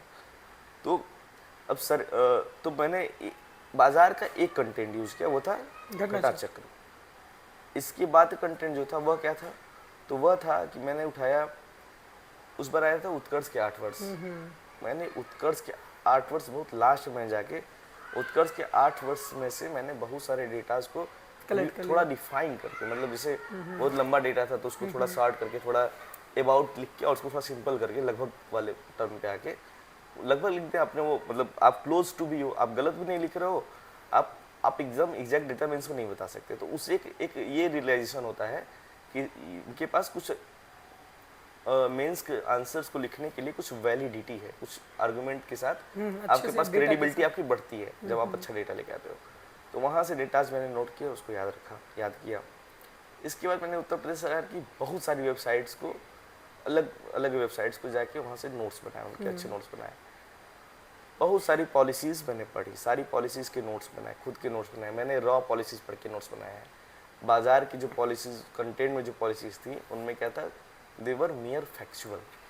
What the problem is about the factual question is कि वो लोग क्या करते हैं, वो लोग केवल फैक्चुअल जब लिख देते हैं तो आपके लिए याद करना बड़ा मुश्किल हो जाता है। किसी में टैरिफ 10% है, किसी में 12%, पानी दीजिए, तो किसी में 12% है। अब 10 पॉलिसीज है, सब में अलग अलग टैरिफ रेट है और उसमें भी 5-5 टैरिफ रेट है। कितना टैरिफ रेट याद करेंगे आप? सही बात है। तो उसमें एक अपने आप को एक क्या होता है कि आप पॉलिसीज का आप पहले वो लाते हैं कि उसका टारगेट क्या है, उसको कौन अप्लाई कर रहा है, उसकी जो स्पेसिफिसिटी होती है उस पर आ जाते हैं, टारगेट्स पर, एम्स पर, मतलब अलग अलग जो फैक्चुअल नहीं है बट उस पॉलिसी को एक्सप्लेन कर रहा है लैंग्वेज। जब वैसा नोट्स बनाओगे तो आपके लिए पॉलिसी याद करना ईजी हो जाएगा फैक्चुअल होने की जगह। मेरा थोड़ा सा आप उसको सिंपल रखते हो फैक्चुअल ऑब्जेक्टिव। मतलब घटना चक्र से आपने पूरा पेपर 5 6 अच्छे से फिर वेबसाइट से जाके जिन वेबसाइट से क्वेश्चन 2023 में पूछा गया था, मैंने लगभग वेबसाइट को छाना। साथ ही साथ कुछ डॉक्यूमेंट्स और हैं, चलिए मैं उनका नाम लेता हूँ। Uttar Pradesh action plan for state action plan for climate change, जाके देखिए इंटरनेट पड़ा हुआ है, उससे डायरेक्ट क्वेश्चन आया था 2023 में। मैंने वहाँ से बहुत सारे डेटा निकाला जो मुझे पेपर 6 लिखने में बड़ा हेल्प किया। इसके बाद Uttar Pradesh SDG goals 2021 2030 action plan है, SDG वर्ल्ड एक्शन प्लान है। वो डॉक्यूमेंट इंग्लिश में अवेलेबल है, इंटरनेट पे हिंदी में होगा आई थिंक, वो सरकारी डॉक्यूमेंट्स है। तो वहाँ से authorised research data fact arguments वहाँ से कुछ मिला तो उनको नोट करना। इन सब जो डेटा फैक्ट्स हैं इनको जो पेपर 3 और 4 पेपर 5 और 6 के जो आर्ग्यूमेंट्स हैं वो 3 और 2 से मिल जाते हैं, इजीली डूएबल, क्योंकि सब्जेक्ट मोरलेस वही है। बट उसका जो फैक्चुअल क्रेडिबिलिटी है वो वो 5, यहाँ 6 से में है। 5 से नहीं, वो यूपी सरकार की वेबसाइट से लेकर जाएंगे, ये डेटा वाला लेकर आ जाएगा। आप जो कंटेंट उठा के देखोगे 5 और 6 का, तो मैक्सिमम कंटेंट सिमिलर टू 1 2 3 4 है, बट वो डेटा फैक्ट के लेवल पे अलग हो रहा है। तो अगर आपके पास डेटा फैक्ट और यूपी की ज्योग्राफी, ऐसे यूपी की ज्योग्राफी है, यूपी की ज्योग्राफी बात करते हैं, तो क्या यूपी की ज्योग्राफी गंगा प्लेन से अलग ज्योग्राफी है क्या? ज्योग्राफी ऑफ इंडिया में आप यूपी की ज्योग्राफी नहीं पढ़ते क्या? पढ़ते हैं। पढ़ते हो ना आप। तो बट आपको अब यूपी पे लिखना पड़े ज्योग्राफी, मान लो क्वेश्चन आ गया, आप जब यूपी पे लिखोगे तो आप यूपी में, जैसे अब गंगा में यूपी का पॉल्यूशन है, आप यूपी वाला डेटा ऐड रख लोगे, आप समझ हाँ, ये रहे बात हो? है। यूपी में कितना यूपी स्पेसिफिसिटी पे आप पा जाओगे कि यूपी सरकार क्या कर रही है अलग से, समझ रहे हो आप? चाहे सेंट्रल गवर्नमेंट की कितनी पॉलिसी यूपी में कैसे इम्प्लीमेंटेशन उसका हो रहा है। यूपी में क्या डेटा है उसका। जैसे एक है, क्या बोलते हैं, सिलेबस में मेंशन है जल जीवन मिशन। तो जल जीवन मिशन का, मैंने जल जीवन मिशन बोर्ड से जो क्या बोलते हैं, जल जीवन मिशन क्वेश्चन नहीं आया था। जल जीवन मिशन का मैंने यूपी सरकार की गवर्नमेंट साइट से, जो उनका एक है, क्या बोलते हैं उसको, एक साइट है जहाँ पे वो करंट अपडेशन दिया था, मैंने वहाँ से फैक्ट उठाया, और ये फैक्ट मुझे नोट्स में नहीं मिला था। वहाँ से आपने नोट मतलब मैं कितनी ही चीज़ें ऐसी मैंने नोट करी थी जो कहीं नहीं गिवन थी, उसका नोट्स मैंने खुद से बनाया हुआ है। वो नोट्स कहेंगे तो मैं दिखा दूंगा कभी। तो इस तरीके से नोट्स बनाए और उन चीज़ों को याद किया, और इन चीज़ों को जब याद कर लिया तो जो क्वेश्चंस आए, तो इस बार क्वेश्चन थोड़े इजी भी आए थे in comparison to paper of 2023। अब मार्किंग क्या हुई मुझे नहीं पता है, मैं उस पर टिप्पणी नहीं कर रहा हूँ, बट फिर भी मैंने उन चीज़ों को वहाँ यूटिलाइज किया और एक अच्छे मतलब मुझे एक अच्छा कॉन्फिडेंस दिया। पेपर 6 में भी मैं मतलब जब अच्छा करके निकला, उस दिन भी मैं बैठ के मेरी आंखों से आंसू वहाँ गिर गए थे। जब मैं एग्जाम दे के निकला तो मैं वहाँ बैठा 2-5 मिनट के लिए मैं वहाँ बैठा रह गया, सर में था, शून्य में था, मैं चुप था, मुझे लगा कि अच्छा हो गया है। और उसको निकलने के बाद मैंने बोल दिया था कि मैं इस बार सेलेक्ट हो जाऊँगा, मुझे पद का नहीं पता है। इसके बाद फिर आता है 1 2 3 4। तो 1 2 3 4 की मेंस आप कैसे लिखें? तो 1 2 3 4 में पहला काम करिए, आप नोट्स बनाएं, ज़रूर बनाएं, और वहाँ से चीज़ों को याद करें। टेस्ट सीरीज खूब लिखें, टेस्ट सीरीज का बहुत बड़ा रोल होता है, क्योंकि टेस्ट सीरीज आपको एक लिमिटेड टाइम पीरियड में सिलेबस को पूरा रिवाइज करने का दबाव बनाती है, और जैसे आप सिलेबस को रिवाइज करके जाते हो, आपका एक रिवीजन बढ़ता है, और फिर जब आप उसको दोबारा रिप्रोड्यूस करते हो तो आप उसमें स्किल भी आपकी इनरिच होती है, प्लस आपका जो मेमोराइजिंग कैपेसिटी है वो भी बेटर होता है। याद करना पड़ेगा, बट याद करके याद नहीं होता है, आपको वो प्रोसेस में जाके करना पड़ेगा। आप जब लिख रहे हो, जो कर रहे हो, वो अपने आप ही याद हो जाएगा। करते अभ्यास करते आप एक मोमेंट आएगा कि आप जब लिखोगे तो आपके बाद जब नहीं भी पढ़ के लिखोगे तब भी आपके उत्तरों का एक अच्छा लेवल होता है ना। तो इस प्रोसेस से आपको बार बार गुजरना होगा, और अच्छे परीक्षक के हाथों आपको अपनी कॉपी चेक करानी पड़ेगी। जब अच्छे लोग चेक करेंगे तो आपको अच्छा फीडबैक मिलेगा, फीडबैक पे काम होगा, और उस तरीके से वो होता चला जाएगा। तो पूरा एक मतलब एकदम पूरी अपनी होल जर्नी, प्रीलिम्स का क्या 23-24 से क्या कंपेयर है, सब कुछ यहाँ पर भाई साहब ने बताया। एक आखिरी सवाल आपसे, आपकी सफलता की इस जर्नी में सबसे बड़ा रोल किसका रहा है? आप चाहे परिवार के रूप में किसी सदस्य को ले सकते हैं, गुरु के रूप में किसका बड़ा रोल रहा है, उसका एक पूरा आखिरी में बताइए, सबसे बड़ा रोल किसका रहा है? आखिरी सवाल आपसे। सबसे बड़ा रोल मेरा रहा है। हाँ। अरे ये मतलब हाँ, मैं जो इसका रोल है ना, सबसे बड़ा रोल मेरा रहा है, पर मुझे बनने में, जो एज ए पर्सन जो मुझे बनना है, मेरा बनना है, इसमें बहुत लोगों का रोल रहा है। पहला रोल माँ पिता का, कि उन्होंने मुझे आनंद बने रहने दिया, मुझ पर अलग से कोई दबाव नहीं बनाया कि तुम सिविल सर्विस की तैयारी ना करो। उनको पता नहीं कौन सा एग्ज़ाम दे रहा हूँ, कौन नहीं दे रहा हूँ, उनको ये भी नहीं पता होता था। उन्होंने कभी ये नहीं कहा कि तुम वनडे देने जाओ, तुम टूडे देने जाओ, मतलब उन्होंने मुझे कभी दिशा भ्रमित नहीं किया कि तुम बहुत सारे कार्य करो। उन्होंने मेरी जब इच्छा थी तब मैं घर गया, जब मेरी इच्छा नहीं थी मैं घर नहीं जाऊंगा, तो उन्होंने मुझ पर अलग से दबाव नहीं बनाया कि घर आओ। मैं 4 होली से घर नहीं गया हूँ, तो घर न जाना, मतलब होली पर ही मेरा व्यक्तिगत चुनाव होता था, क्योंकि लगभग अक्सर प्रीलिम्स लगा होता था, तो मैं होली खेल ही नहीं पाता था। तो मैं सोशल ऑकेजन्स में मैं पिछले 4-5 साल में मैं इन्वॉल्व नहीं हो पाता। अब ये है इस जर्नी का जो ये क्या बोलते हैं, नया तहसीलदार पद मिला है, तो उसके साथ एक ये भी चीज़ मिली है कि मैं सोशल ऑकेजन्स में उतना मैं नेचुरल नहीं हूँ, उतना मैं सहज नहीं हूँ। इलाहाबाद के दोस्तों में जो लोग जिनसे मैं 2 महीने में मिलता है, उनके साथ मैं बड़ा सहज हूँ, मैं बैठूंगा आराम से बैठे, लेकिन माँ बाप के साथ भी बहुत सहज हूँ, वहाँ भी सहजता में कोई समस्या नहीं है। पर मैं सोशल ऑकेजन्स में अक्सर अपने आप को असहज महसूस पाता हूँ, तो इसलिए मैं सोशल ऑकेजन्स में जाने से अब बचने लगा हूँ। तो बहुत लोगों का मैं सामना जो डायरेक्ट वे में मतलब इस वे में कि क्योंकि जो सोशल मेरे प्रति जो एटीट्यूड रहा है वो मतलब एक मतलब मुझे बहुत मतलब बहुत मोटिवेटिंग एटीट्यूड कभी रहा नहीं सामने से, तो मोटिवेट हम्बल नहीं रहा। तो मुझे क्या था कि जब मैं किसी से मिलूँ तो कब हो रहा है, क्या हो रहा है, क्या करोगे, कैसे करोगे। तो अब चूंकि मैं सच बोलने में ज़्यादा मैं झूठ नहीं बोलता, तो मैं मुझे बताना पड़ता था कि मैं ये कर रहा हूँ। अब पता नहीं उसको सुनने में इंटरेस्ट है कि नहीं, मैं 2 घंटे उसको सुना रहा हूँ कि अच्छा ये ऐसे हो रहा है, ऐसे हो रहा है, फिर खत्म होता था। तो माता पिता का बहुत बड़ा रोल है। गुरु में फिर गुरु में क्या, गुरु बोलिए एक गुरु मतलब टीचर्स। जैसे मैं बताया कि 2017 से मैं भटक रहा था, मैं ये करूँगा, मैं वो करूँगा, मैं यहाँ जाऊँगा, वहाँ जाऊँगा, इतने सारी प्लिथोरा ऑफ थॉट्स, प्लिथोरा ऑफ आइडियाज, काम ही नहीं कर रहा। तो आए विनीत सर इस दुनिया में एकमात्र शख्स हैं जिन्होंने मेरा ऑब्जेक्टिव इवेल्युएशन किया है, जो मुझे मेरी कमियों को भी सबके सामने कहना है तुम ये नहीं कर पा रहे हो, मुझसे कहना तुम ये नहीं करो, तुम ये नहीं करो। और मेरा उनकी बात जब वो बोलते थे कि ये नहीं हो पा रहा है, जैसे मैंने उनको एक प्रश्न लिखा, उन्होंने बोला नहीं अच्छा उत्तर नहीं है, तो मुझे क्या लगता था कि अब मेरा चैलेंज है कि मैं इनसे अच्छा आंसर निकलवाऊँ, मतलब ये बोलें कि अच्छा आंसर है, अगला चैलेंज ये है। तब तक का मेहनत होगा, जब तक ये नहीं बोलेंगे अच्छा आंसर है तब तक पढ़ाई किया जाएगा। तो जब इनकी तरफ मतलब मेरे लिए हर जो मेरा काम था इनको सेटिस्फाई करने के लिए, मतलब मैं वो करूँगा जो जिसको विनीत सर बढ़िया कह देंगे, जो मतलब उसको वो वैलिडेट करेंगे कि नहीं ये अच्छा हो रहा है। अब बुरा हो रहा है तो फिर काम करना है। तो जब तक इन्होंने क्या क्या मुझसे पढ़वा दिया कि ये पढ़ो ये पढ़ो ये पढ़ो, मैं पढ़ रहा हूँ बैठ के, तो पढ़ना पड़ा जो अगर मतलब। और ये है कि 2 महीने में पॉलिटिकल साइंस में 248 नंबर आए थे। पॉलिटिकल साइंस मैंने विनीत सर के लिए लिया था और बिना किसी कोचिंग के लिया था। चूंकि मैं एग्जाम अंग्रेजी में देता हूँ, सर के नोट्स अंग्रेजी में नहीं है, तो सुब्रा मैम की पॉलिटिकल साइंस के अंग्रेजी के नोट्स मैंने पढ़े और नहीं वही पढ़ा, कंपेयर। सर के नोट्स हिंदी में थे, कॉपी सर चेक कर रहे थे, आंसर राइटिंग सर बता रहे थे क्या करना है कैसे करना है। मेरे पेपर सेकंड पेपर में 135 थे, फर्स्ट पेपर 113 था और टोटल था 248 वाले सेलेक्ट भी हुए हैं, मैं नहीं हुआ हूँ। तो सर पे मेरा जो भरोसा है ना वो इतना अधिक है, इतना अधिक। मैं दुनिया में सबसे ज़्यादा यकीन सर पे करता हूँ। मतलब मैं कितना बोलूँ, जितना नहीं बोल रहा हूँ। सिलेक्शन के बाद तो आप घर पे ही है, मतलब आप हाँ, मैं पिछले 72 घंटे से आप कहीं जा ही नहीं रहे हैं। 72 घंटे से नहीं, मैं पिछले 1 हफ्ते से यही हूँ। मेरा डेली आना जाना हो रहा है। सैटरडे को पूरे दिन यहीं था, संडे की पूरी रात यहीं था, 3-4 बजे यहाँ से निकला हूँ।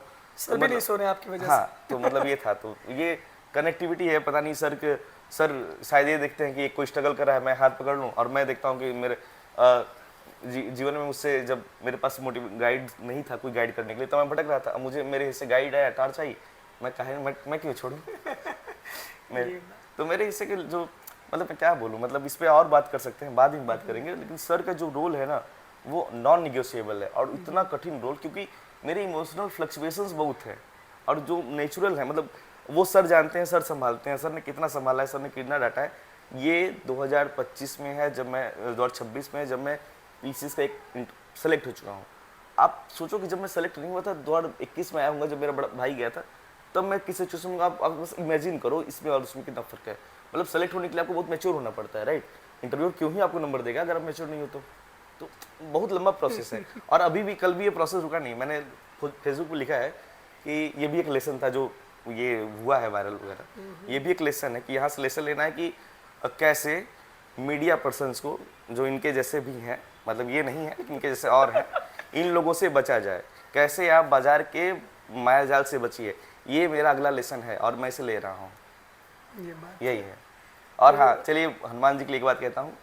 हनुमान जी का जो मेरे जीवन में रोल है वो लाइट हाउस वाला है, कि जब मैं परेशान हूँ, लाइट हाउस की लाइट आ रही है, बस रुका हुआ है। बिरबल की खिचड़ी वाला आपको किस्सा याद है, वही वाला है, बस यही चल रहा है।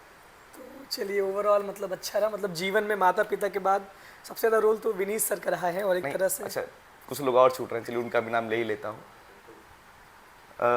इलाहाबाद में मेरे पास एक इकोसिस्टम है। ईश्वर ने हनुमान जी का रोल मैं और कैसे देखता हूँ, बताता हूँ। ईश्वर कई बार प्रकट रूप में आपके सामने नहीं होता, कई बार अप्रकट रूप में आपके सामने होता है। ईश्वर अलग अलग वर्जन्स में आपके सामने है। कभी वो मेरा दोस्त है। 2023 का जब मेंस नहीं हुआ तो उस समय मेरे पास मतलब मुझे हर 15 मिनट में रोना आ रहा था। हर 15 मिनट मैं तब चुप हो रहा था, मैं सब ठीक है, अचानक से मैं 15 मिनट रो रहा हूँ। तो एक दिन ऐसे बीता, तो मैंने किसको फ़ोन किया, मैंने कहा रमाकांत को, रमाकांत भैया कहाँ है? बोले यहीं। क्या हुआ? हम कहा यार मन नहीं लग रहा है। क्या हुआ? तो मैं गए कल्लू कचौड़ी खाए, बैठ के कल्लू कचौड़ी खाए। तो कचौड़ी बनाने का बहुत बड़ा रोल है। आशीष भी हैं, सीनियर हैं। मैं कभी परेशान होऊंगा, मैं फ़ोन कर दूं, मेरा फ़ोन काट नहीं सकते, मुझे पता है। शांतनु सर यहाँ आया तो मेरे कई मतलब यहाँ पे आने पे कई सीनियर्स हैं जो मतलब जो सेलेक्टेड हैं, ऑलरेडी सेलेक्टेड हैं। किसी के थ्रू परिचय, जैसे किसी से परिचय मेरा विनीत सर ने करा दिया, किसी से परिचय मेरा गोलू भैया ने करा दिया। गोलू भैया प्रदीप नाम है उनका, वो यहाँ पे नगर निगम में कार्यरत है। तो उनके कई मित्र हैं, शांतनु सर हैं, निर्मल सर हैं। निर्मल सर जी ऐसे में हिंदी के टीचर हैं, उन्होंने मेरी निबंध की कॉपी चेक की है, मेरी और भी कॉपी उन्होंने चेक की है। तो शांतनु सर इस समय कानपुर में पोस्टेड हैं। मैं परेशान हुआ तो मैं उनको भी फ़ोन कर लेता था कभी।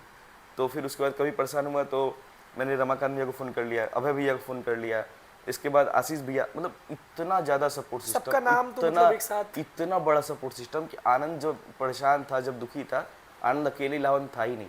ईश्वर ने एक भाई लिया था, इलाहाबाद ने पता नहीं कितने भाई दे दिए।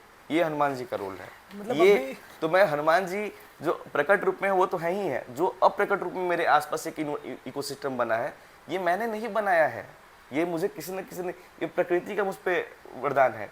मेरा IQ मेरा बनाया हुआ नहीं है, मेरी चीज़ें मैं खुद का बनाया हुआ नहीं हूँ, हर चीज़ किसी का लिया हुआ है, और जो लिया हुआ है वही ईश्वर है। ठीक है, जो मैंने किया है, मैं कौन हूँ? मेरे जैसे सैकड़ों लोग होंगे इलाहाबाद में जो पता नहीं 1 नंबर से एग्जाम जाने के पहले एक्सीडेंट हो गया, गिर गए, बच्चों के पिता का निधन हो गया, उनके पास कोई नहीं बताने वाला, कौन बचाएगा? ये कौन था? वो मैं था क्या? मतलब अगर आपके साथ बुरा हो रहा है तो उस बुरे की वजह से अगर वो परिणाम नहीं निकल रहा है तो बुरा कर कौन रहा है ना? तो अगर बुरा नहीं हो रहा है तो बुरा जो नहीं हो रहा है तो वो होता है कि वो शायद ईश्वर की वजह से बुरा नहीं हो रहा है ना? इतने लोगों को मैंने ढूंढा नहीं था, शायद इन लोगों ने मुझे कुछ पहचाना होगा, शायद वही ईश्वर हो जो इनको बेहतर करने के लिए प्रेरित कर रहा हो कि तुम बेहतर कार्य करो, है ना? तो जो ग्रेटिट्यूड होता है ना, ग्रेटिट्यूड टुवर्ड ऑलमाइटी, जिसको मैं नहीं जानता, जो मेरे वश में नहीं है, और मेरे वश में कुछ नहीं है, मेरे वश में कुछ नहीं है, मेरे वश में बस एक चीज़ है, वह है कर्म। वो भी परिस्थिति गड़बड़ हो जाएगी तो शायद मैं न कर पाऊँ, तब वहाँ रोल आता है ईश्वर का। कर्म करने के लिए एक इन्वायरमेंट चाहिए, उस इन्वायरमेंट को बनाने में ईश्वर का रोल है। ईश्वर ने मेरा पढ़ाई नहीं किया है, मेरा एग्ज़ाम नहीं दिया है, ईश्वर ने वो देने के लिए रोल, वो स्पेस बनाया है, या परिस्थितियाँ बोलें तो जो नहीं एक्सप्लेन किया जा सकता उसी को बोला गया ईश्वर है। इसमें एक लाइन बोलता हूँ मैं कि रहीम दास जी बोलते हैं कि जो जानत है सो कहत नहीं, जो कहत है सो जाने ना, है ना? तो यही है कि जो जानता है वो कहता नहीं, जो कहता है वो जानता नहीं। ईश्वर वही है जिसको कहा नहीं जा सकता। बस यही ये बात चलिए समाप्त होती है। बहुत धन्यवाद। बहुत लेकिन धन्यवाद। कुछ भी हो लाइफ में, जैसे आपकी जर्नी रही उससे बहुत लाखों करोड़ों युवाओं को एक प्रेरणा मिलेगी। और वास्तव में आप जो यहाँ पर बोल रहे हैं कैमरे के सामने, एकदम नेचुरल चीज़ें हैं। हमको भी आप मीडिया उसमें बीच में ला दिए, सबको डोमेन में ला दिए, सारी चीज़ें बहुत सही हैं। और शायद मतलब इनके इस पूरी जर्नी से आपको भी बहुत कुछ सीखने को मिलेगा। जीवन में कितनी भी परिस्थितियाँ विकट आ जाएं, लेकिन आपको हार नहीं मानना है।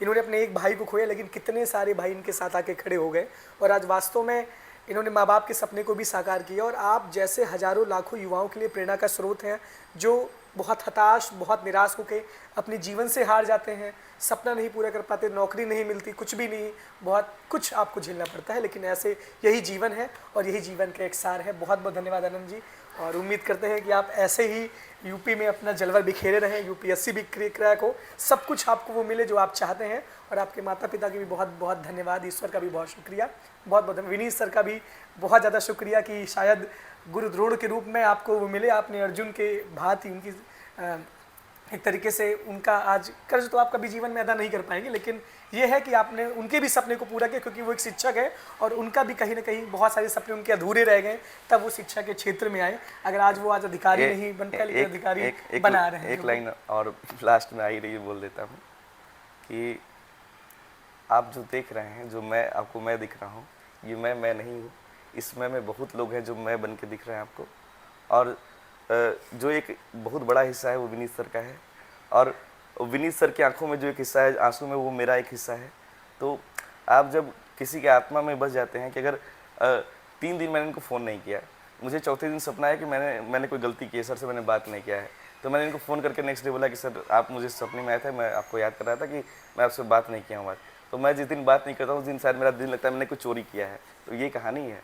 तो ये कहानी अब इस पर ये भी एक चर्चा का विषय कि कितने ही लोग रस रखते हैं कि सर मेरा फ़ोन नहीं उठाते हैं, बट सर आनंद का फ़ोन उठाते हैं, तो मैं भाग्यशाली हूँ।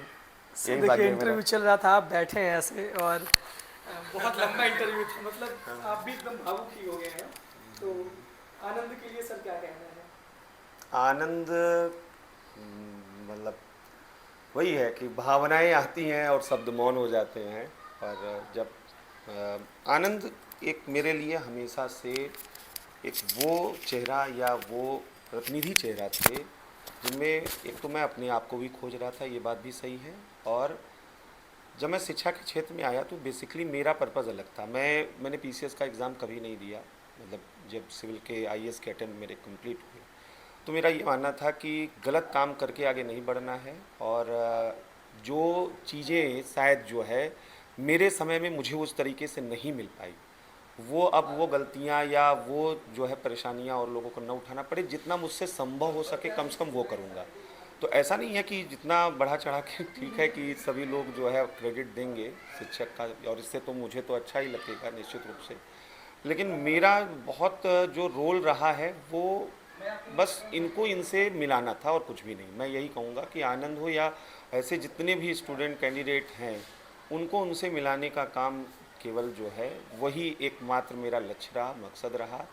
और आज जब ये सब परिणाम देख रहा हूँ तो कहीं न कहीं वो संतुष्टि तो है कि ये चीज़ें ठीक रास्ते पर थी। कभी बहुत से लोगों ने सवाल खड़े किए कि क्या जो है मेरे पढ़ाने से ये सिलेक्शन होंगे, या तो मैं ये नहीं कहता हूँ कि मेरे पढ़ाने से किसी का सिलेक्शन हुआ है, नहीं, बिल्कुल भी नहीं।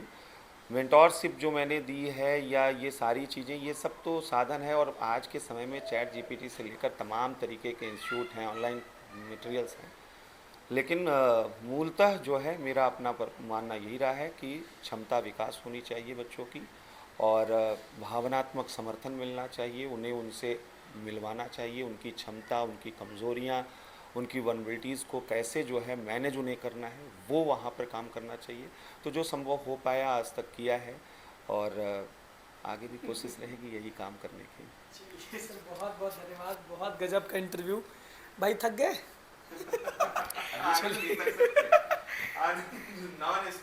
चलिए मिलते हैं आपसे अगले इंटरव्यू में।